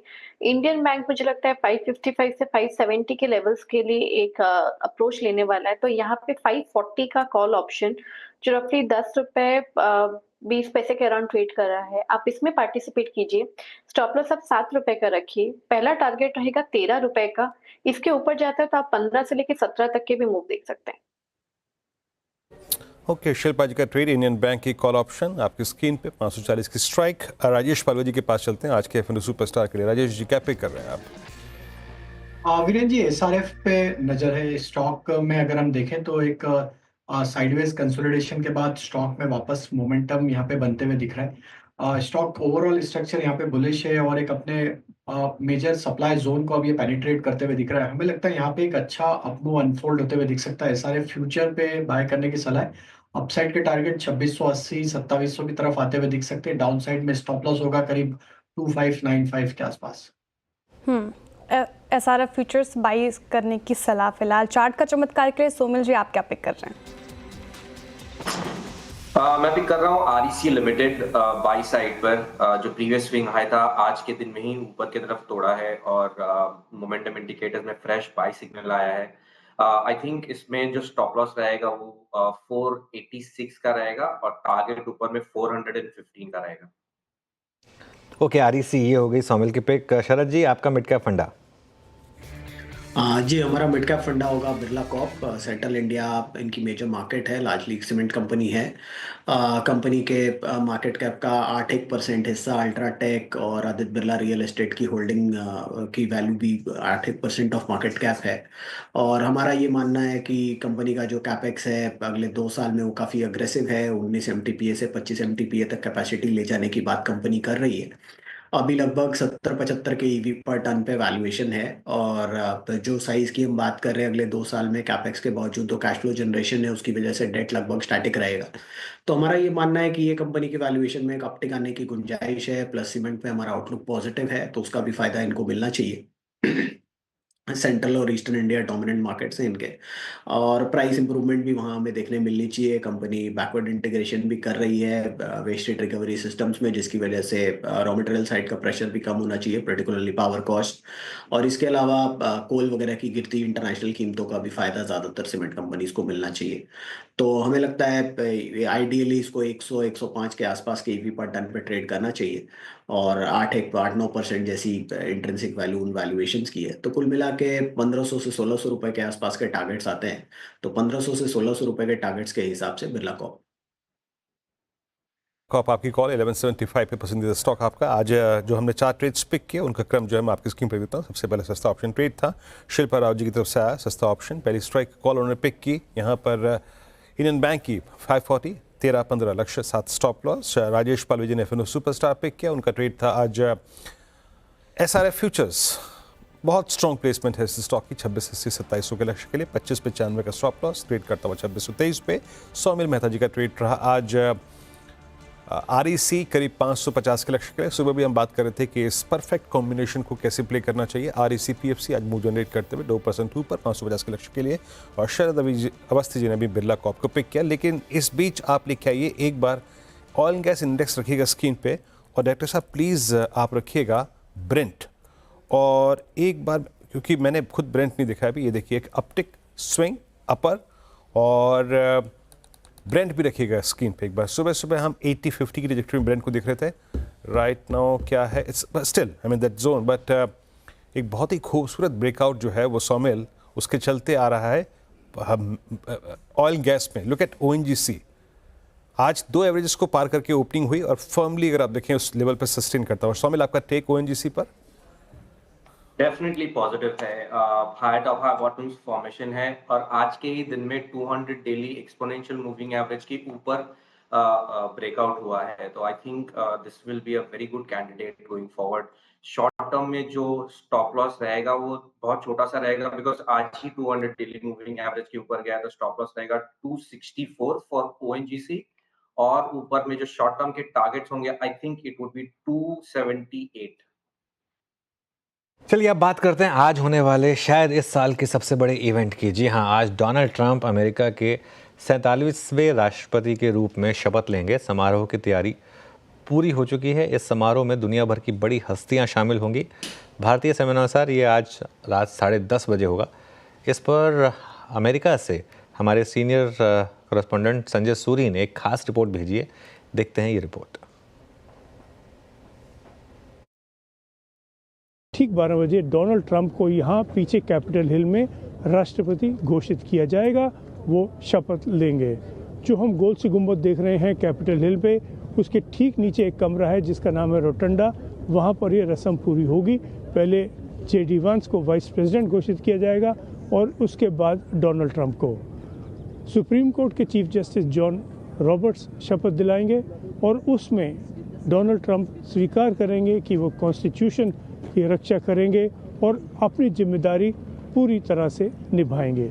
उसके बाद मरीन्स, जो कि यहाँ पे फौज का एक टुकड़ा है, वो नेशनल एंथम बजाएगा। फिर 21 तोपों की सैल्यूट होगी और उसके पश्चात डोनाल्ड ट्रंप अपना इनॉग्रेल एड्रेस देंगे। जो बाइडेन, जो कि तब भूतपूर्व राष्ट्रपति होंगे, एक हेलीकॉप्टर में यहाँ से चले जाएंगे। डोनाल्ड ट्रंप एक परेड पर जाएंगे जो कि इंडोर रखी जा रही है ठंड के कारण। एक कॉन्सर्ट भी रखा जा रहा है। फिर पहुंचेंगे डोनाल्ड ट्रंप व्हाइट हाउस अपना काम शुरू करने। ओके, तो ये इस समय डोनाल्ड ट्रंप की ताजपोशी की तैयारी हो रही है और संजय जी ने रिपोर्ट भेजी। अच्छा से एक चीज़ बताऊं मैं आपको, संजय जी काफ़ी सीनियर कलीग हैं हमारे और क्या इन्होंने कवर नहीं किया ब्रेग्जिट के टाइम पर या फिर कुछ भी हो, विराट अनुष्का की शादी से लेकर सब मतलब सब चीज़ें कवर की और आज डोनाल्ड ट्रंप की ताजपोशी को भी कवर कर रहे हैं। और ये जितनी भी आप सब रिपोर्ट्स देख रहे हैं वो सिर्फ अपने एक मोबाइल कैमरा से बना के भेज रहे हैं। वो मतलब पूरी की पूरी जो आपने कवरेज देखी वो सिर्फ एक मोबाइल कैमरा से, मतलब कहाँ हम कितना प्रोग्रेस कर चुके हैं इवन रिपोर्टिंग के मामले में। लेकिन एक काम करते हैं, अब एक इस चीज़ को रिविजिट करते हैं कि डोनाल्ड ट्रंप के आने से किन सेक्टर्स पर, और हम बात कर रहे हैं हम सिर्फ भारतीय मार्केट के हिसाब से, किन सेक्टर्स पर अपॉर्चुनिटीज़ है और किन सेक्टर्स के लिए थ्रेट है। मिताली के पास चलते हैं। Mitali, good afternoon. Good afternoon sir. तो अपॉर्चुनिटीज़ की अगर बात करें डोनाल्ड ट्रंप के री इलेक्शन के कारण, तो अमेरिका और चीन के बीच जो ट्रेड वॉर चल रहा है वो वाइडन होने की संभावना है, जिसके चलते भारत यूएस की सप्लाई चेन का एक पार्ट बन सकता है, जो कि बहुत अच्छी बात होगी। साथ ही सेक्टर स्पेसिफिकली बात करें तो electronics, metal, chemical, textile, auto industries को अच्छा फ़ायदा यहाँ देखने को मिल सकता है।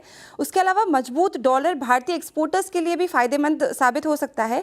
और साथ ही स्ट्रॉन्ग इंडिया यूएस रिलेशंस के चलते डिफेंस और टेक्नोलॉजी सेक्टर में भी काफ़ी अच्छा बूस्ट देखने को मिल सकता है। अगर चैलेंजेस की बात करें तो अमेरिका फर्स्ट एजेंडा के तहत इंपोर्ट पर टैरिफ बढ़ा सकते हैं, जिसके कारण भारतीय फार्मा, आईटी और टेक्सटाइल कंपनीज के लिए एक चुनौती बन सकती है। अगर हम बात करें टैक्स की, तो ये बताया जा रहा है कि टैक्स में कटौती हो सकती है। ट्रंप कॉर्पोरेट टैक्स 21% से घटाकर 15% तक कर सकते हैं, और क्या भारतीय कंपनियों के लिए ये यहाँ पे फ़ायदा देखने को मिल सकता है। आईटी सेक्टर की पर्टिकुलरली बात करें तो स्ट्रिक्ट H-1B वीज़ा जो है वो उसकी नीतियों के चलते ऑपरेशनल कॉस्ट में बढ़ोतरी देखने को मिल सकती है। लेकिन टैक्स कट से अमेरिकन जो आईटी कंपनीज़ है वो अपना एक्सपेंडिचर भी बढ़ा सकती है, जो कि एक अच्छा स्ट्रॉन्ग सिग्नल होगा। फार्मा पे क्या असर पड़ेगा, तो दवा की कीमतें घटाने की कोशिश से प्राइसिंग पर काफ़ी प्रेशर जमता नजर आएगा, लेकिन जेनरिक ड्रग्स की डिमांड बढ़ने से एक्सपोर्ट में ग्रोथ की उम्मीद जताई जा रही है। एनर्जी और कमोडिटी सेक्टर की अगर बात करें तो अमेरिका में ऑयल एंड गैस प्रोडक्शन बढ़ने की उम्मीद है, जिसके तहत कीमतें जो है वो स्थिर रह सकती है। साथ ही IOC, BPCL और सिटी गैस डिस्ट्रीब्यूटर्स को यहाँ फायदा दिखता नजर आ सकता है। मेटल और इंफ्रा की बात करें तो अमेरिका में इंफ्रा में इन्वेस्टमेंट बढ़ने की उम्मीद है, जिसके तहत मेटल कंपनीज को अच्छा स्ट्रॉन्ग ग्रोथ देखने को मिल सकता है। स्पेसिफिकली टाटा स्टील, हिंडाल्को जैसी कंपनीज के लिए ये एक पॉजिटिव सिग्नल रहेगा। अब लास्ट में बात करें टेक्सटाइल और इलेक्ट्रॉनिक सेक्टर की, तो यहाँ पे चाइनीज इंपोर्ट्स पर अगर हायर टैरिफ्स बढ़ते हैं तो ये इंडिया के लिए काफ़ी अच्छी पॉजिटिव न्यूज़ देखने को मिल सकती है यहाँ पे। ओके, चलिए ये इस समय थ्रेट्स एंड अपॉर्चुनिटीज़, लेकिन इसी को कंटिन्यू करते हैं। हमारी इकॉनमी पर क्या असर पड़ेगा, इस पर बातचीत की हमारे economic policy editor Laxman Roy ने इंडिया फाउंडेशन के चेयरमैन राजीव कुमार और एक्सिस बैंक के चीफ इकोनॉमिस्ट नीलकंठ मिश्रा से एक खास बातचीत, उसका एक अंश आपको सुनाते हैं। दो इवेंट है जो आने वाले दिनों में काफ़ी ज़्यादा इम्पोर्टेंट रहने वाले हैं राजीव कुमार जी। एक है आपका डोनाल्ड ट्रंप का आना, और दूसरा रिजर्व बैंक की पॉलिसी, और तीसरा बजट तो है ही। तो मैं आपको डोनाल्ड ट्रंप के आने की बात से शुरू करूं कि ये भारत के लिए कितनी बड़ी अपॉर्चुनिटी है या फिर चैलेंज है? इसके बारे में तो कुछ भी नहीं कहा जा सकता। जिस प्रकार के वो व्यक्ति हैं, इसका पता नहीं कब अपॉर्चुनिटी जो है वो अवसर में जो है वो दिक्कत में बदल जाए और कब दिक्कत अवसर में बदल जाए, तो इसके लिए मैं तो टिप्पणी नहीं कर सकता। जी नीलकंठ मिश्रा साहब, ब्रेक पे जाने से पहले चर्चा हो रही थी डोनाल्ड ट्रंप को, हालांकि इस पर राजीव कुमार जी ने कुछ भी टिप्पणी करने से इनकार कर दिया, और वजह उन्होंने बड़ी विशेष बताई कि बहुत ही अनप्रेडिक्टेबल होते हैं। आपका क्या मानना है कि इस इवेंट को लेकर के भारत सरकार को किस तरह से तैयार रहना चाहिए? आप देखें जितने भी सीनियर अधिकारी हैं, कुछ तो उनके जो थ्रेट्स हैं कि मैं 60% टैरिफ लगा दूंगा और कनाडा और मेक्सिको में भी 25% लगा दूंगा, शायद वो ना कर पाएं और ना करने की ज़रूरत हो। लेकिन ये आप ज़रूर देखेंगे कि जितने उनके सीनियर अधिकारी हैं, जिनके पब्लिक प्रोनाउंसमेंट्स हैं, वो लोग सीरियसली इस पे काम कर रहे हैं। यानी कि वो थोड़ा तो बार्गेनिंग और पॉस्चरिंग है, लेकिन उसके अंदर ये ज़रूर लोगों को इच्छा है कि हम ग्लोबल ट्रेड फ्लोस को शिफ्ट करें। इसमें भारत को इसका फ़ायदा भारत को उठाने की कोशिश करनी चाहिए। तो जैसा हम लोगों ने पहले भी डिस्कस किया कि अगर हम कुछ स्टेट गवर्नमेंट के साथ जाके, और जैसे राजीव कुमार जी ने भी कहा कि हम अगर जैसे मोबाइल फ़ोन का PLI स्कीम क्यों चल रहा है, क्योंकि हम जो दो सबसे बड़े non Chinese mobile phone brand owner थे, उनके साथ हमने टेबल के साथ बैठ के देखा कि भैया आप बताएं कि क्या चाहिए आपको। उन्होंने कुछ मांगा, हमने कहा भाई ये ना मिलेगा, बट इतना ही दे सकते हैं। उन्होंने कहा ठीक है, तो बार्गेनिंग हुई, तुरंत डिसीजन हुआ, और आप उसका नतीजा जो है अब देख रहे हैं। हम इलेक्ट्रॉनिक्स में काफ़ी बढ़िया हमारा फुटप्रिंट जो है वो फैल रहा है। वैसा ही हमें शूज़ पे करना चाहिए, वैसा ही हमें अपरेल पे करना चाहिए। मतलब जूते जो है बहुत ही लेबर इंटेंसिव सेगमेंट है, तो कोई वजह ही नहीं है जब ये हम नाइकी और एडिडास और न्यू बैलेंस और इन सबको पकड़ के अगर कहें कि भाई आप क्या चाहते हैं जिससे कि इंडिया से आप प्रोक्योर करना शुरू करें, वो बताएंगे। अगर हम कर सकते हैं कुछ राज्यों के साथ तो हमें करना चाहिए। तो यहाँ पे मार्केट डाइवर्सिफिकेशन की तरफ ऐसे भी एक्सपोर्ट में सेगमेंट में हम लोग काफ़ी ज़्यादा जोर दे रहे हैं। एक सेगमेंट और है जो डरा हुआ है सेक्टर है, वो आईटी सेक्टर। वो डर कितना वाजिब है? ट्रम्प की नीतियाँ जो हैं वो अभी तक गुड्स ट्रेड पे ज़्यादा हैं। उन्होंने कहा तो ज़रूर है कि भाई अब हम एक्सटर्नल रेवेन्यू डिपार्टमेंट बनाएंगे, कि हम जितने भी इंपोर्ट होते हैं सर्विसेज और गुड्स सब पे टैक्स लगाएंगे, बट सर्विसेज पे जनरली टैक्स लगाना बहुत ही मुश्किल होता है। ओके, चलिए ये इस समय एक आज बातचीत, इस पूरी बातचीत को आप सुनिए आज 8 बजे आवाज़ अड्डा में। चलिए अब मार्केट के बड़े ट्रेंड्स की बात करने के लिए हमारे साथ जुड़ गए हैं पाइपर सरिका के फाउंडर और फंड मैनेजर अभय अग्रवाल। अभय जी, गुड आफ्टरनून। पहले इसी टॉपिक पर बात कर लेते हैं क्योंकि अब ये एक नया इक्विलिब्रियम होगा ग्लोबल मार्केट के लिए। Donald Trump back as president.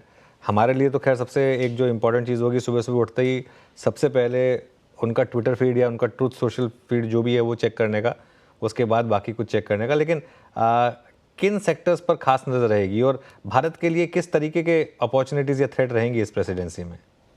देखिए, मुझे लगता है कि एक बहुत गोल्डन अपॉर्चुनिटी है अब इंडिया के लिए वापस यूएस के साथ एक बड़ा ट्रेड पार्टनर बनने की। और आप देखिए, मैक्रो बिजनेस पॉलिटिकल सारे रिलेशनशिप सारे फैक्टर्स फेवर में हैं। तो हमारे लिए एक काफ़ी बड़ी अपॉर्चुनिटीज़ है दो तरफा। एक कि हम अपने प्रोडक्ट्स को एक्सपोर्ट कर पाए यूएस में। और मैं इसमें सिर्फ चाइना का रिप्लेसमेंट पे फोकस नहीं करना चाहता हूँ, बिकॉज मुझे नहीं लगता कि वो एक बड़ी थीम है। पर उसको छोड़ दे तो भी हमारे कंपनीज काफ़ी केपेबल हैं कि टेक्नोलॉजी स्पेसिफिक प्रोडक्ट्स और कुछ एडवांस्ड या स्पेशलाइज्ड प्रोडक्ट्स जैसे इलेक्ट्रॉनिक्स हैं, केमिकल्स हैं, उनके लिए हम एक बड़ा एक्सपोर्ट पार्टनर्स बने यूएस के लिए। और दूसरी एक और इम्पॉर्टेंट जो मैं देखना चाहूँगा वो है कि हमारे फ्रेंडली रिलेशनशिप यूज़ करके हम टेक्नोलॉजी ट्रांसफ़र कर सकें यूएस से इंडिया में।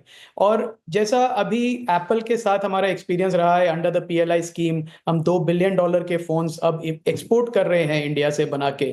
उस तरह की अपॉर्चुनिटीज़ और क्रिएट करें जहाँ पे यूएस से टेक्नोलॉजी ट्रांसफ़र हो इंडिया में, और इंडियन कंपनीज बाय देमसेल्व्स या Indian companies in partnership with US companies एक बड़ा मैन्युफैक्चरिंग हब बने ग्लोबल सप्लाई के लिए। आई थिंक ये दोनों हमारे लिए बहुत गोल्डन अपॉर्चुनिटी है अनुज, जो हमको बिल्कुल मिस आउट नहीं करनी चाहिए। और इससे हमारा मैन्युफैक्चरिंग जो ऑलरेडी पिकअप हो रहा है वो और पिकअप होगा। तो मेरी उम्मीद ये है कि इन दोनों सेक्टर्स में हमें अपॉर्चुनिटी देखने को मिलेगी एज इन्वेस्टर्स भी। भाई जी नमस्कार, वीरेंद्र बोल रहा हूँ। अमूमन दो सेक्टर्स को जोड़ते हैं हम, एक्सपोर्ट्स स्पेशली यूएस की तरफ जब हम बात करते हैं तो भारत से जो सरोकार होता है उसमें आ गया आईटी, जिस पे आपने टिप्पणी करी थी। बाकी फार्मा पे आपका व्यू क्या है इस वक्त, क्योंकि पेन यहाँ भी था और अभी की इवेंट? आई थिंक फार्मा एक फिनोमिनल अपॉर्चुनिटी है। मैं और मुझे कई बार लगता है कि शायद इन्वेस्टर्स का ज़्यादा फोकस नहीं है फार्मा पे। अभी भी काफ़ी लोग ये सोचते हैं कि इंडियन फार्मा कंपनीज हैं वो सिर्फ सस्ते जेनरिक एक्सपोर्ट करते हैं और सिर्फ इसलिए एक्सपोर्ट कर पाते हैं क्योंकि प्राइसिंग कम होती है ऑफ पेटेंट ड्रग्स की। पर वीरेंद्र, जितना मैंने नोटिस किया है पिछले 2-3 साल में, स्पेशली पिछले साल भर में, जो फोकस है हमारी फार्मा कंपनीज का बहुत बदला है। और वो बदला है कि एक सिर्फ प्राइस के बेसिस पे एक्सपोर्ट ना करें। ये ना बोले कि अच्छा आपको कहीं और से $10 का मिलता है तो हम आपको $9 में दे देंगे, और फिर वो बोले कि 8 में मिलता है तो 6 में दे देंगे।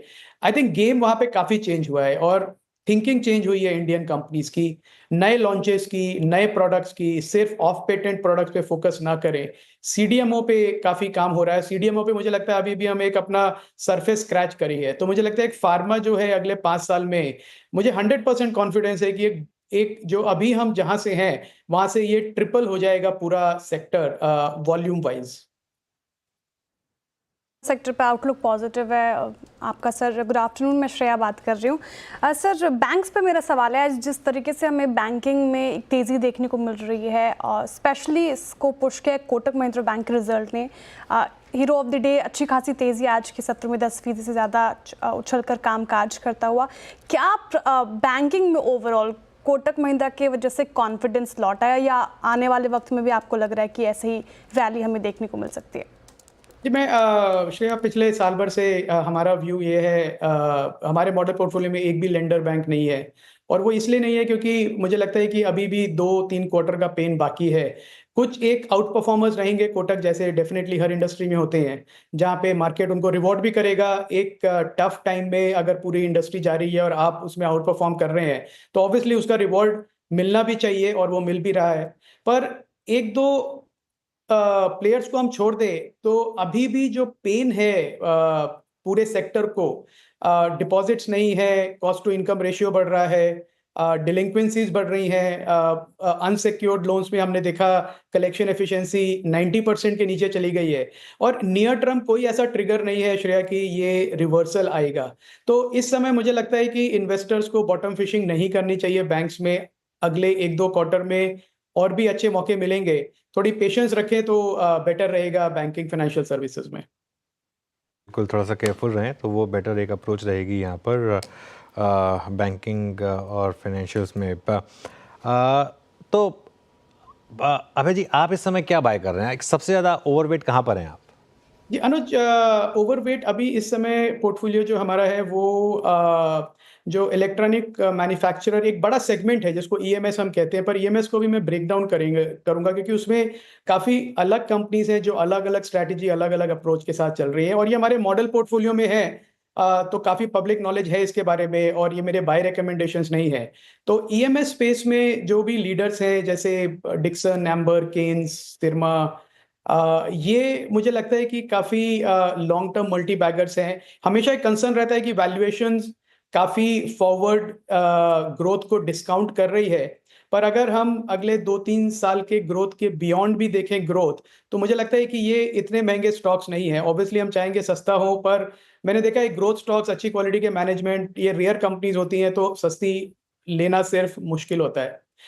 दूसरा है फार्मा हमारा ओवरवेट है, बोथ एक्सपोर्ट्स के लिए और डोमेस्टिक सीडीएमओ जो भी एक स्पेस एमर्ज हो रहा है विंडलास और एक्विम्स जैसी कंपनी में। तो ये दो और इंश्योरेंस हमारा तीसरा ओवरवेट है, लाइफ और नॉन लाइफ। तो अनुज, ये 3 स्पेस है जो पोर्टफोलियो में ओवरवेट है इस समय। जी, आपने एफएमसीजी में कुछ ऐड किया आप लोगों के पीएमएस में, और क्या ये सोच, ये कयास लगाना कि शायद मिडिल क्लास या फिर एटलीस्ट लोअर 2 ब्रैकेट्स में कुछ टैक्स रिलीफ मिले डिमांड को पुश देने के लिए, is it possible, looks possible to you? आपका एफएमसीजी पे आउटलुक इस वक्त? नहीं, एफएमसीजी पे अब थोड़ा कंस्ट्रक्टिव है वीरेंद्र, बिकॉज मुझे लग रहा है कि काफ़ी जो क्लीन आउट होना था, काफ़ी जो मार्केट शेयर लॉस किया बड़ी कंपनीज ने, अब वो भी अपनी स्ट्रैटेजीज बना रहे हैं। हमारी जो बात हुई थोड़े पिछले 2-3 हफ्तों में, ये चेक करने के लिए कि आप लोकल ब्रांड्स को मार्केट शेयर सीड कर रहे हैं, तो एक कॉम्पिटिटिव स्ट्रैटेजी क्या है अब। तो अब मुझे लग रहा है कि ये कंपनीज अब एक pricing as a trigger use करने वाले हैं। पहले एक अप्रोच था, थोड़ी एरोगेंस थी कि हम इतने बड़े ब्रांड हैं कि हम क्यों डिस्काउंट करें, कस्टमर तो हमारा ही मान लेंगे। पर जो हमने 2 क्वार्टर में पिछले डाउन ट्रेडिंग देखी अक्रॉस पर्सनल केयर और फूड दोनों में, अब मुझे लगता है कि ये थोड़ा रियलिटी चेक है बड़ी एफएमसीजी कंपनीज के लिए कि प्राइसिंग अफोर्डेबल करनी पड़ेगी। अगर शॉर्ट टर्म में मार्जिन भी अपने सैक्रिफाइस करने पड़े तो वो करेंगे। तो एक बहुत बड़ा फोकस है मार्केट शेयर पे। तो मुझे लगता है कि एफएमसीजी में एक अच्छी अपॉर्चुनिटी बन रही है, क्योंकि एक ये सेक्टर है जो ग्रोथ सेक्टर होना चाहिए, पर जिसने बिहेव नहीं किया है ग्रोथ सेक्टर के लिए तरह से पिछले 2 साल में। मुझे लगता है इस सेक्टर में ग्रोथ आएगा। अभी हमने लिया नहीं है कुछ, पर लेंगे। अभय जी बिल्कुल। अच्छा, मैं एक बार थोड़ा सा इस पर डाइवर्ट कर रहा हूँ। देखिए, जोमेटो के नंबर्स आ रहे हैं और नंबर्स जो हैं वो थोड़े से एस्टिमेट से कम लग रहे हैं। 59 करोड़ का नेट प्रॉफिट आया है जो घटा है, और प्लस 267 करोड़ का एस्टिमेट था, तो उसके मुकाबले तो नंबर जो है वो थोड़ा सा आप देखेंगे तो फीका ही लग रहा है। और उसके अलावा बाकी नंबर्स पर भी एक बार ज़रा नज़र घुमाते हैं। आई थिंक टॉप लाइन भी जो है वो भी थोड़ा सा एस्टिमेट से नीचे ही आई है। 5405 करोड़ की टॉप लाइन है, 5464 करोड़ का एस्टिमेट था यहाँ पर, तो वो भी थोड़ा सा आपके लिए एस्टिमेट से कम है। इसके अलावा नेट प्रॉफिट जो है एक्चुअली गिरा है काफ़ी, 57% नेट प्रॉफिट गिरा है। अब देखते हैं इसमें कोई वन ऑफ है या नहीं है, क्योंकि उससे काफ़ी कुछ इम्पैक्ट आएगा। तो आई थिंक इसका एक बार EBITDA नंबर और फ्लैश कर दीजिए, वो एक बार मिल जाएगा तो थोड़ा ज़्यादा इस पर एक व्यू लेने में आसानी रहेगी। लेकिन प्राइमा फेसी इन नंबर्स पर अभय जी, जोमेटो जहाँ पर एक बहुत बड़ी रैली हुई थी पिछले साल, क्या व्यू बन रहा है? क्योंकि बहुत लोगों को लग रहा है कि एक मैंने बहुत अच्छी कमेंट पढ़ी थी, quick commerce is so hot it might burn itself. आपका क्या व्यू होगा?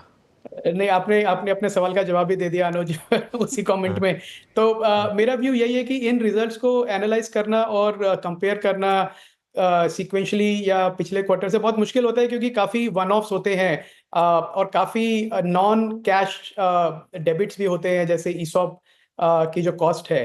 तो पर ब्रॉडली हम देखेंगे, मुझे लगता है ये स्पेस में क्विक कॉमर्स में दोनों कंपनीज हैं अपने कोर वैल्यूएशन से, फेयर वैल्यू से काफ़ी ऊपर ट्रेड कर रही हैं। और जो ग्रोथ था इसमें थोड़ा मुझे लगता है क्वेश्चनेबल है, क्योंकि काफ़ी एक हैबिट चेंजिंग कंपनीज हैं। इस समय हमारे पोर्टफोलियो में नहीं है ये दोनों कंपनियां।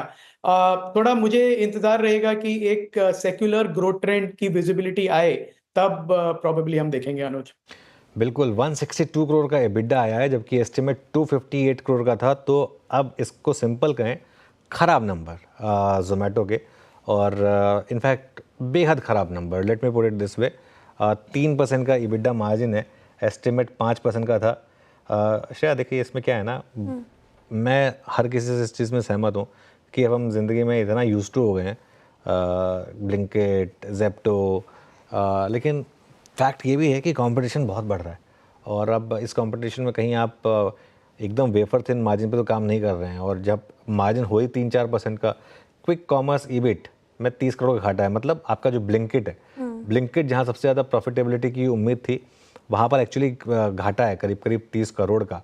तो जो सबसे ज़्यादा री रेटिंग का फैक्टर ही रहा था जोमेटो के लिए, वो ब्लिंकिट था। बहुत लोगों का मानना था कि ब्लिंकिट की वैल्यूएशन जो है अब वो फूड डिलीवरी बिजनेस से ज़्यादा हो चुकी हैं। उसमें अगर आप उल्टा घाटा डिलीवर कर रहे हैं और आगे जाकर अगर इसकी वजह से दिक्कत आती है, अब मैं देखूंगा कि कल किस तरीके के यहाँ पर ब्रोकरेज व्यूज़ आते हैं। लेकिन हाँ, एक चीज़ है, स्टॉक करेक्ट हो चुका है। 300 का हाई था इसका, 300 के हाई के मुकाबले 240 पर आ चुका है। लेकिन मेरा ये मानना है कि इन नंबर्स पर एक बार के लिए स्टॉक वापस 200 भी जा सकता है एक बार के लिए, और ये दिक्कत रहेगी। इवन स्विगी देखिए आप, स्विगी पर भी जब हमने IPO पे बहुत पॉजिटिव व्यू लिया था, वहाँ पे उसको बहुत बड़ी रैली भी हुई, लेकिन वहाँ पे भी अब थोड़ा सा करेक्शन आने शुरू हो गई है स्विगी पर भी। तो ये देखिए कहाँ से, आई थिंक 600 रुपये के हाई तक गया था ये स्टॉक, ये भी करेक्ट हुआ है काफ़ी हद तक। तो थोड़ी सी यहाँ पर करेक्शन। सर, आप ब्लिंकिट की बात कर रहे थे, मैं रिपोर्ट पढ़ रही थी, रेंटल्स, कस्टमर्स के प्रति लॉयल्टी दिखाना, ये सब ज़्यादा थोड़ा हानिकारक हो रहा है जोमेटो और ब्लिंकिट के लिए स्पेशली। इसका असर देखने को मिला है अभी। बिल्कुल। तो देखिए, खैर एक क्वार्टर से ये कहना थोड़ा टफ हो जाएगा कि बस अब बहुत ज़्यादा इम्पैक्ट आ रहा है, लेकिन जो भी है मार्केट तो क्वार्टर से क्वार्टर तक चलता है। तो इसलिए इस क्वार्टर में तो फूड डिलीवरी का EBIT बढ़ा है 26%, ये पॉजिटिव है। तो ठीक है, क्विक कॉमर्स में थोड़ा लॉस, लेकिन फूड डिलीवरी में नंबर अच्छे लग रहे हैं। चलिए आगे बढ़ते हैं जी। अभी जी एक सवाल मेरा बजट को लेकर है। बजट आने में बस सब कुछ 2 वीक ही रह गए हैं। बजट को मद्देनजर क्या आपने कोई पोर्टफोलियो में चेंजेस किए हैं? साथ ही एक्सपेक्टेशंस क्या रख रहे हैं आप बजट से इस बार? जी देखिए, पोर्टफोलियो में अभी कोई चेंजेस नहीं किए, पर एक्सपेक्टेशंस हाई है। हमारी मार्केट की नहीं है। जितने मार्केट पार्टिसिपेंट से मैं बात करता हूँ, कॉर्पोरेट सेगमेंट से, इतना कोई जोश नहीं है कि बजट में कुछ बहुत बड़े चेंजेस होंगे। पर मेरी उम्मीद थोड़ी हटके, मुझे लगता है कि ये एक सरकार के लिए सिग्नलिंग का बहुत बड़ा अपॉर्चुनिटी है, एक सिग्नलिंग की मार्केट, क्योंकि वो ग्रोथ पे फोकस करना चाहते हैं। और ग्रोथ पे फोकस करने के लिए टैक्सेशन को सिंपल करना, अफोर्डेबिलिटी बढ़ाना, बाइंग पावर कंज्यूमर को देना, और रेगुलेशन को निकालना। इतने सारे हम ओवर रेगुलेटेड है हर इंडस्ट्री में। ये एक सिग्नलिंग की बहुत बड़ी अपॉर्चुनिटी है गवर्नमेंट के लिए, क्योंकि जब से हमने देखा पिछले साल भर से जिस तरह से GDP का ग्रोथ की दर कम हुई है, इन्फ्लेशन बढ़ा है, बाइंग पावर कम हुई है, कंजम्पशन कम हुआ है, काफी सारे सेक्टर हर्ट हैं इसकी वजह से। तो अब सरकार क्या करे अपनी तरफ से, उनको बताना पड़ेगा, दिखाना पड़ेगा करके। तो अगर उन्होंने नहीं किया और इट इज अगेन एक वही रिटोरिकल बजट है, मी टू बजट जिसको मैं कहूँगा। तो मुझे लगता है मार्केट में काफ़ी बड़ी निराशा होगी इसके बाद, और ये सरकार के लिए है फ्रैंकली बहुत बड़ा इवेंट है मेरे हिसाब से, छोटा इवेंट नहीं है। अगर सरकार ने इसको एज एन अपॉर्चुनिटी यूज़ नहीं किया to bring animal spirits back, तो मुझे लगता है कि मार्केट इसको काफ़ी नेगेटिवली लेगा। अच्छा अभय जी, आते आते आखिरी प्रश्न आपसे। इंश्योरेंस कंपनियों के आपने इस बार के आंकड़े देखे भी होंगे कुछ। आई थिंक प्राइस एक्शन तो इन कंपनियों का स्टेबल हुआ है और शॉर्ट कवरिंग देखने को मिली है, क्योंकि प्राइस डैमेज काफ़ी हुआ था। और अब तक के नंबर्स को देखने के बाद आप लोगों ने क्या सेंस और क्या व्यू लिया है इंश्योरेंस कंपनियों पर? हम वीरेंद्र पिछले 6 महीने से ओवरवेट हैं इंश्योरेंस में, और सारे बड़े नाम इस समय पोर्टफोलियो में हैं। मुझे लगता है लाइफ, नॉन लाइफ, ये दोनों सेगमेंट्स हैं जो बढ़ रहे हैं डिस्पाइट चैलेंजेस। और चैलेंजेस जो हमने क्रिएट किए हैं उसमें 2 बड़े हैं। एक तो IRDAI का एक बड़ा स्टबर्न सा एटीट्यूड है कि इनोवेटिव पॉलिसीज को हम नहीं लॉन्च करने देंगे, और उसकी वजह से मुझे लगता है इंश्योरेंस की ग्रोथ इंडिया में जितनी होनी चाहिए उतनी है नहीं। दूसरी तरफ ये जो GST का इशू हमेशा आता है कि क्यों 18% GST है हेल्थ पॉलिसीज पे, सरकार को क्या फायदा हो रहा है प्रीमियम बढ़ा के एक आदमी का जो 1000, 1200, 2000 रुपए का इंश्योरेंस का प्रीमियम देके पॉलिसी लेना चाहता है, तो उसके ऊपर GST क्यों लगे। तो ये जो 2 बड़े नेगेटिव्स हैं, इसके बावजूद ग्रोथ है मैं कहूँगा इंश्योरेंस सेक्टर में। और अगर कुछ भी मैक्रो लेवल पे बेनिफिट मिलता है इंश्योरेंस कंपनी का, तो मुझे लगता है ये जो ग्रोथ अभी हम देख रहे हैं यहाँ से डबल हो जाएगा, क्योंकि डिमांड बहुत है, प्रोटेक्शन इज वेरी इंपॉर्टेंट। और अक्रॉस द बोर्ड हमने देखा है कि एम्प्लॉयर्स भी अब दे रहे हैं अपने एम्प्लॉयज को कॉर्पोरेट इंश्योरेंस पॉलिसीज। तो बहुत पॉजिटिव व्यू है वीरेंद्र, और ये जो करेक्शन में इसमें हमने अपॉर्चुनिटी ढूंढी है, और लॉन्ग टर्म व्यू है इसमें 3 से 5 साल का। अभय जी बहुत बहुत शुक्रिया, बेहद शानदार बातचीत रही आपसे आज की, और सभी इंडस्ट्रीज पे और सेक्टर्स पे अपना व्यू रखने के लिए और बजट एक्सपेक्टेशन पे भी बात करने के लिए बहुत बहुत शुक्रिया। चलते हैं अब लेवल्स देखते हैं निफ्टी के आपकी स्क्रीन पे। इट्स 23351, निफ्टी बैंक करीब 49,386 और निफ्टी IT फाइनली 164 अंक ऊपर। बट अनुज वहीं जाके रुका इंडेक्स जहां रुकना चाहिए था। 10 DMA की ट्रैजेक्टरी नहीं हुई पार। व्यू क्या रहेगा कल के लिए, क्या करें? देखिए वीरू, इस लेवल पर आप लॉन्ग नहीं कैरी कर सकते क्योंकि फंसने का रिस्क रहेगा। लेकिन दिक्कत क्या है कि शॉर्ट भी कैसे करेंगे, क्योंकि मार्केट ने कोई साइन तो दिया नहीं है कि यहाँ से रिवर्स हो जाएगा मार्केट। प्लस एक और चीज़, आज यूएस मार्केट नहीं है, ध्यान रखिएगा इस चीज़ को। यूएस में इवेंट सबसे बड़ा हो रहा है, लेकिन यूएस की खुद की मार्केट बंद है। मार्टिन लूथर किंग जूनियर का जो उनका डे होता है उसको सेलिब्रेट करने के लिए। तो कल सुबह जब आप आएंगे तो हो सकता है कि कोई क्यूज़ ना हो और आप फ्लैट ओपन हो, कोई बड़ा रिजल्ट भी नहीं आना है मार्केट आवर्स के बाद। आज बहुत कुछ इसके ऊपर डिपेंड करेगा कि शायद आज FIS का मूड माहौल कैसा रहा इस वजह से। और तो इसके लिए मैं एक व्यू ये लेके चलूँगा कि ऐसा कुछ आप मिस नहीं करेंगे। आज अगर आप कोई पोजीशन ना लेके गए तो कोई 100 पॉइंट या का गैप अप या गैप डाउन का कोई बहुत ज़्यादा चांसेस नहीं है होने को। मार्केट में कुछ भी हो सकता है, लेकिन थियोरेटिकली तर्क संगत तो यही होगा कि आप कोई ओवरनाइट रिस्क ना लें, कल सुबह आराम से ट्रेड लें। मैक्सिमम 40-50 पॉइंट ऊपर या 40-50 पॉइंट नीचे आपको एक ट्रेड मिलेगी, उससे कुछ ज़्यादा होगा नहीं फ़र्क।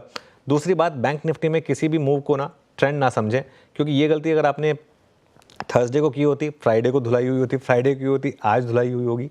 और आज अगर आप इसको फिर एक पॉजिटिव ट्रेंड समझ लें, कल हो सकता है एक बार फिर बैंक निफ्टी इस तरीके से आपको 700-800 पॉइंट नीचे का मूव दिखा दे, हू नोज। तो इसके लिए बैंक निफ्टी को अभी भी अवॉइड करिए। और एक और चीज़, यहाँ से नंबर्स पर पैनी नज़र रखिए, क्योंकि स्टॉक्स जो हैं वो काफ़ी शार्पली रिएक्ट कर रहे हैं अर्निंग्स पर। तो इस चीज़ का ध्यान रखकर आगे बढ़ें, ये मेरा एक व्यू होगा। आप चलिए आगे बढ़ते हैं। जी हाँ, यहाँ से भी काम करते हैं, स्ट्रेट पिक कर लेते हैं। BTST ट्रेड सभी के सभी। प्रकाश नहीं, इनफैक्ट डीलिंग रूम में यतिन है, पहले उनसे बात कर लेते हैं। यतिन, डीलर्स क्या चीज़ कर रहे हैं इस वक्त, शॉर्ट लॉन्ग, कहाँ पर?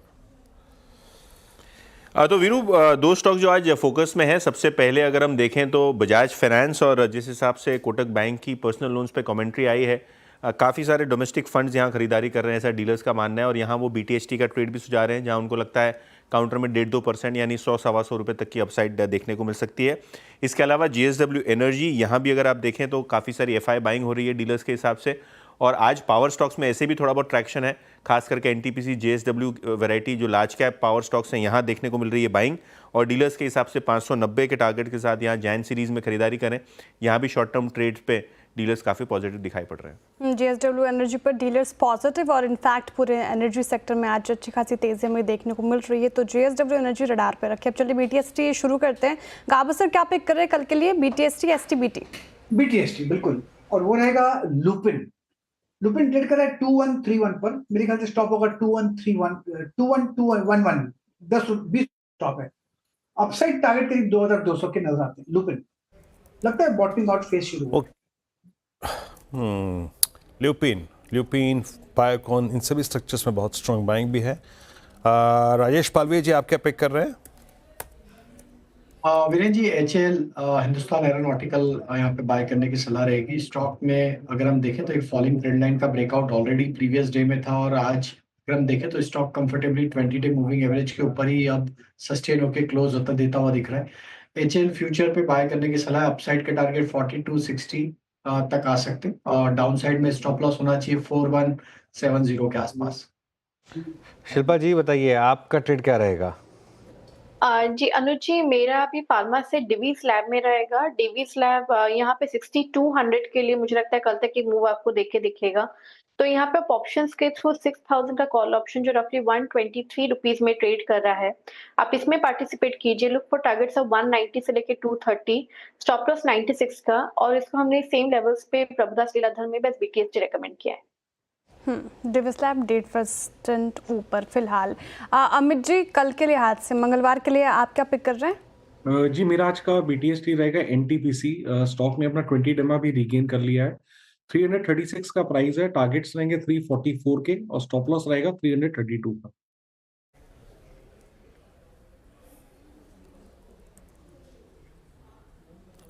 ओके, NTPC 336 पे आपका बाय, डे हाई पे क्लोज होता हुआ। सोमिल के पास चलते हैं। सोमिल, क्या ट्रेड पिक कर रहे हैं आप?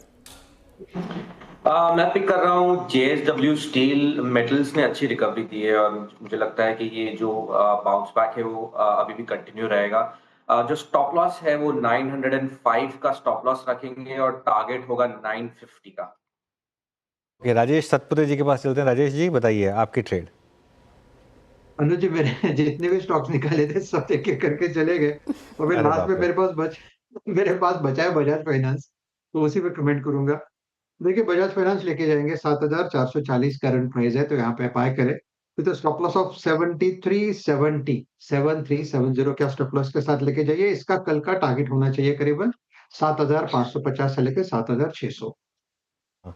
राजेश जी, पता क्या होता है, देखिए जब IPL शुरू होती है ना, तो हम सब एक हमारा दोस्तों का ग्रुप है, वो टीम चूज़ करते हैं कि एक एक टीम चूज़ करेंगे।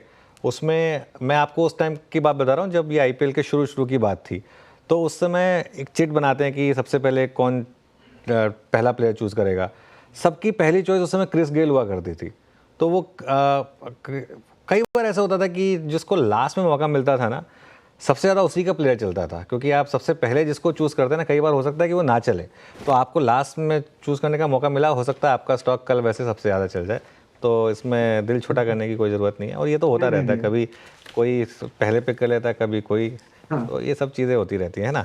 चलिए अब बैन की मुझे सबसे हैरानी जब हुई थी कि I was very much confident कि JSW स्टील कोई पिक नहीं करेगा, क्योंकि वो चार्ट इतने रडार पे नहीं आ रहा था, तो I was very much sure कि आज मुझे JSW स्टील मिलेगा। वो भी लास्ट में चला गया। JSW स्टील भी लास्ट में चला गया।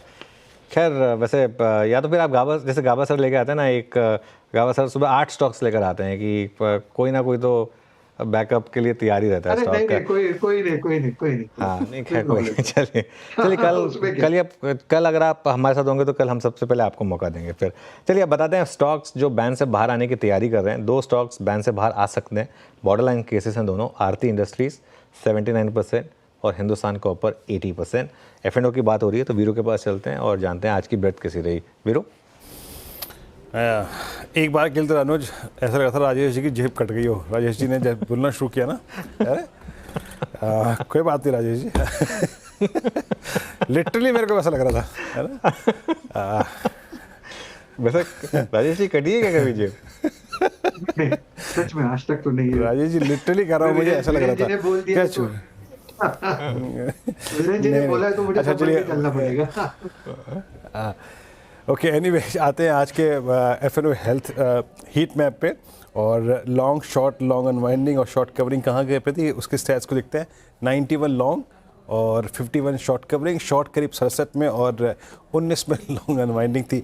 आइए देखते हैं लॉन्ग के स्लाइड्स में क्या क्या था। कोटक महिंद्रा बैंक, वोडाफोन में आज लॉन्ग बिल्डअप हुआ, विप्रो, यूनाइटेड ब्रेवरीज खबर का इम्पैक्ट था, बाकी सीजी पावर लगभग 5.5% ऊपर रहा और शॉर्ट कवरिंग में कल्याण में सुबह से आई थिंक एमएफएसएल के कुछ क्लेरिफिकेशंस के बाद शॉर्ट कवरिंग थी। येस बैंक, आरबीएल बैंक खुदा काफ़ी ख़राब, उसके बाद थोड़ी बहुत short covering, max health care और कैनरा बैंक। शॉर्ट बिल्डअप पे जोमेटो स्पेशली पोस्ट नंबर्स जो कि निराश कर रहे हैं और एबिटा फ्रंट पे सुप्रीम इंडस्ट्रीज कोलैप्स हुआ। आज ये इस दौर की लोवेस्ट ट्रिजरी पे क्लोज हुआ। Indian hotels post numbers collapse हुआ, एसबीआई लाइफ, आईसीआईसीआई लोम्बार्ड। और नेक्स्ट स्लाइड में लॉन्ग अनवाइंडिंग वोल्टास में, वोल्टास का आज क्लोज आ रहा है 200 डे एक्सपोनेंशियल गेविच के नीचे। सुबह रिस्पॉन्ड भी किया था Godrej CP, HDFC life, MGL और टीसीएस।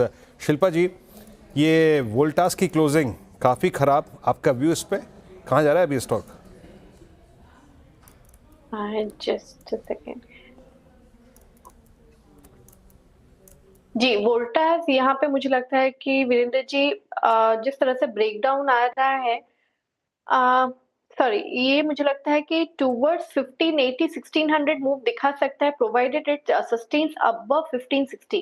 1560 के ऊपर आपको 1600 का मूव दिख सकता है। अदरवाइज अगर ये 1560 को रिक्लेम नहीं करता है तो आपको 1500 1480 के लेवल्स आएंगे। तो थोड़ा कंडीशनल अभी है।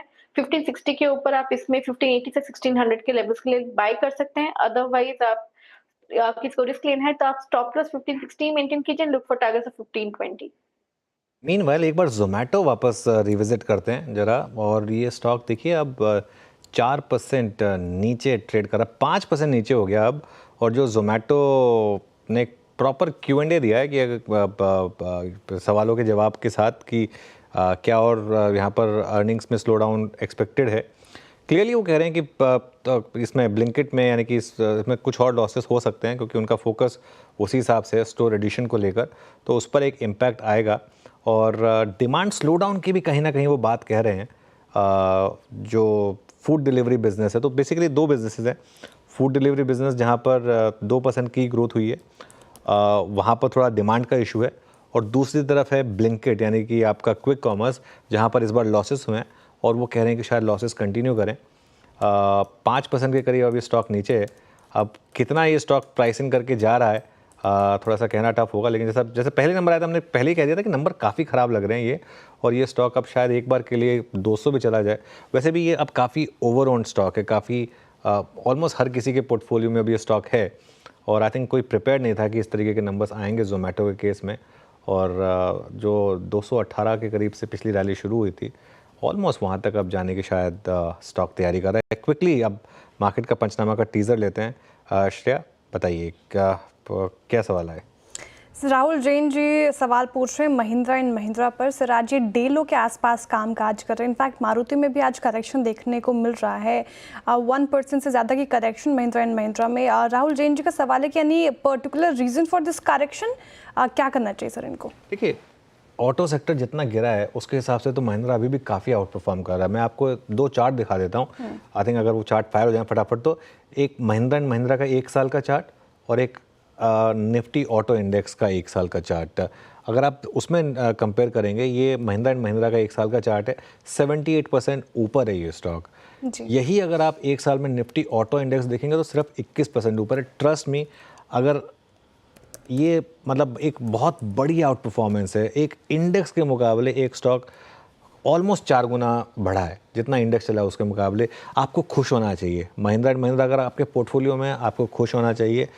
महिंद्रा एंड महिंद्रा एक ऐसा स्टॉक है जिसमें कहते हैं ना, एक वॉरेन बफे कहते थे कि अगर किसी स्टॉक को आपके पोर्टफोलियो में है और अगर आपको बोला जाए कि मार्केट बंद हो गया 5 साल के लिए और आप उसको कुछ नहीं कर सकते, तो क्या आपको नींद आएगी चैन की? महिंद्रा एंड महिंद्रा वो स्टॉक है। तो इसके लिए अगर आपके पोर्टफोलियो में है तो बने रहें, कोई दिक्कत नहीं है। ठीक है, शिवानी का एक और सवाल है सर। HDFC लाइफ इंश्योरेंस पर भी तगड़ा डेंट पड़ा है, 1.5% करेक्ट होकर काम काज कर, इनफैक्ट क्लोजिंग होने की तरफ बढ़ रहा है 633 के आसपास। क्या करना चाहिए HDFC लाइफ में जिनके पास है? देखिए 10% चला भी था, नंबर के बाद 1.5% गिव अप कर दिया, बिग डील, क्या फ़र्क पड़ता है, थोड़ा सा ये सब होता रहता है, बट नंबर्स काफ़ी अच्छे थे और स्टॉक उसके बाद काफ़ी चला था, तो कोई दिक्कत नहीं है। चलिए 335 पर शेयर में जुड़ेंगे वापस आपके साथ और मार्केट का पंचनामा को डिटेल में डिस्कस करेंगे। मेरी नज़र बार बार जोमेटो पर जा रही है, एक बार फिर जोमेटो लेकर आइए ज़रा आप स्क्रीन पर, और अब ज़रा उसका एक बार चेक लेते हैं। अब ये स्टॉक करीब करीब 7% डाउन है, इनफैक्ट इंट्राडे में तो ऑलमोस्ट 8% तक ये स्टॉक चला गया था, 229 तक गया था। और जो मैनेजमेंट की कमेंट्री आ रही है ना, वो काफ़ी सॉम्बर साउंड कर रही है, क्योंकि वो बात कर रहे हैं दोनों बिजनेसेस पर प्रेशर की। हालांकि उन्होंने ये एक चीज़ और कही है, जब उनसे पूछा गया कि इस कंपटीशन का क्या इम्पैक्ट रहा है, तो उन्होंने एक चीज़ ये ज़रूर कही है कि कंपटीशन का हमारे ऊपर तो ये इम्पैक्ट रहा है कि हमारा बिज़नेस और बढ़ा है। बिज़नेस बढ़ा है, इसमें कोई डाउट नहीं है, लेकिन वो किस कॉस्ट पर बढ़ा है, ये थोड़ा सा शायद दिक्कत वाला मामला है। और स्टॉक अब करीब करीब 7% लॉसेस के साथ, तगड़े लॉसेस के साथ, देखिए एडजस्टमेंट के बाद ये स्टॉक सेटल होगा करीब करीब 235 पर मेरे ख्याल से, क्योंकि 3 to 330 की एवरेजिंग ली जाएगी और जो पूरा का पूरा डैमेज आया ये सिर्फ लास्ट के 10 मिनट में आया है, लेकिन फिर भी दिक्कत तो है, यहाँ पर दिक्कत तो रहेगी। चलिए अब एक काम करते हैं, इस क्लोज को समझने के लिए वॉल पर चलते हैं। मार्केट के लिए आज अच्छा दिन रहा, निफ्टी करीब करीब 0.5% ऊपर रहा, 128 पॉइंट ऊपर। बैंक निफ्टी करीब करीब 1.5% ऊपर था, ऑलमोस्ट 800 पॉइंट के गेंस रहे यहाँ पर। निफ्टी आईटी यहाँ पर भी 150 पॉइंट के गेन रहे, करीब करीब 1/3%। मिड कैप इंडेक्स करीब करीब 3/4% ऊपर और स्मॉल कैप इंडेक्स करीब करीब 1% ऊपर रहा। एडवांस डिक्लाइन अच्छा था, 1600 बढ़ने वाले शेयर, 900 गिरने वाले शेयर। सुबह एक बार लग रहा था कि गड़बड़ हो गई, लेकिन उसके बाद यहाँ पर अच्छे मूव्स आए। चलिए अब जरा एक बार सेक्टोरल हीट मैप देख लेते हैं, उसके बाद निफ्टी के हीट मैप पर आएंगे। और यहाँ पर देखिए आप PSU बैंक्स का बोलबाला था आज, 0.25% से ज़्यादा ये इंडेक्स चला था। निफ्टी बैंक 1.5% चला, फिनेंशियल्स में अच्छी रैली आई, मेटल्स 1% चला, oil and gas, capital goods यहाँ पर अच्छी रैली आई। निफ्टी ऑटो लेकिन नीचे था, आज करीब करीब 0.5% के करीब ये इंडेक्स नीचे था। चलिए अब जरा निफ्टी का हीट मैप लेकर आते हैं फटाफट और देखते हैं यहाँ पर किस तरीके के मूव्स रहे। सबसे ऊपर कोटक 9% ऊपर, फिर विप्रो 6.5%, बजाज फाइनेंस और बजाज फिनसर्व दोनों में रैली रही। NTPC, SBI, JSW स्टील, ये कुछ और स्टॉक्स थे जहाँ पर आज तेज़ी थी। और जो स्टॉक्स नीचे थे उसमें आपका SBI लाइफ था, ट्रेंड था, Shriram Finance, TCS, Mahindra and Mahindra, Maruti, Tata Motors, Sun Pharma और बजाज ऑटो। लेकिन कुल मिलाकर मार्केट के लिए एक अच्छा क्लोज वीरो। जी एक अच्छा क्लोज, लेकिन एक निर्णायक लेवल शायद अभी बहुत महत्वपूर्ण है जो अभी हमारे सामने खड़ा हुआ है। इट्स 2333 और निफ्टी बैंक करीब 49,338 पे, हालांकि डे हाई से लगभग 300 अंक नीचे। खैर ये थी आज की क्लोज, और इस क्लोज के साथ छोटे से पुल बैक के बाद आपके जहन में बहुत सारे सवाल भी होंगे, कहाँ पे बाइंग करनी चाहिए, किसको करना चाहिए अवॉइड, थोड़ी फिल्टरिंग जहन में आपके यकीनन आ रही होगी। तो कोई प्रश्न है तो मार्केट का पंचनामा में आप पूछ सकते हैं, हम आपके प्रश्नों का जवाब देंगे। एक छोटे से अंतराल के बाद एक सोशल मीडिया पर प्लेटफॉर्म पे CNBC आवाज़ के तमाम आपके प्रश्नों के उत्तर मार्केट का पंचनामा में। कल से फिर पैनल की मुलाकात होगी आपसे मॉर्निंग कॉल में, उसके बाद बना आपकी तैयारी में। तब तक के लिए नमस्कार।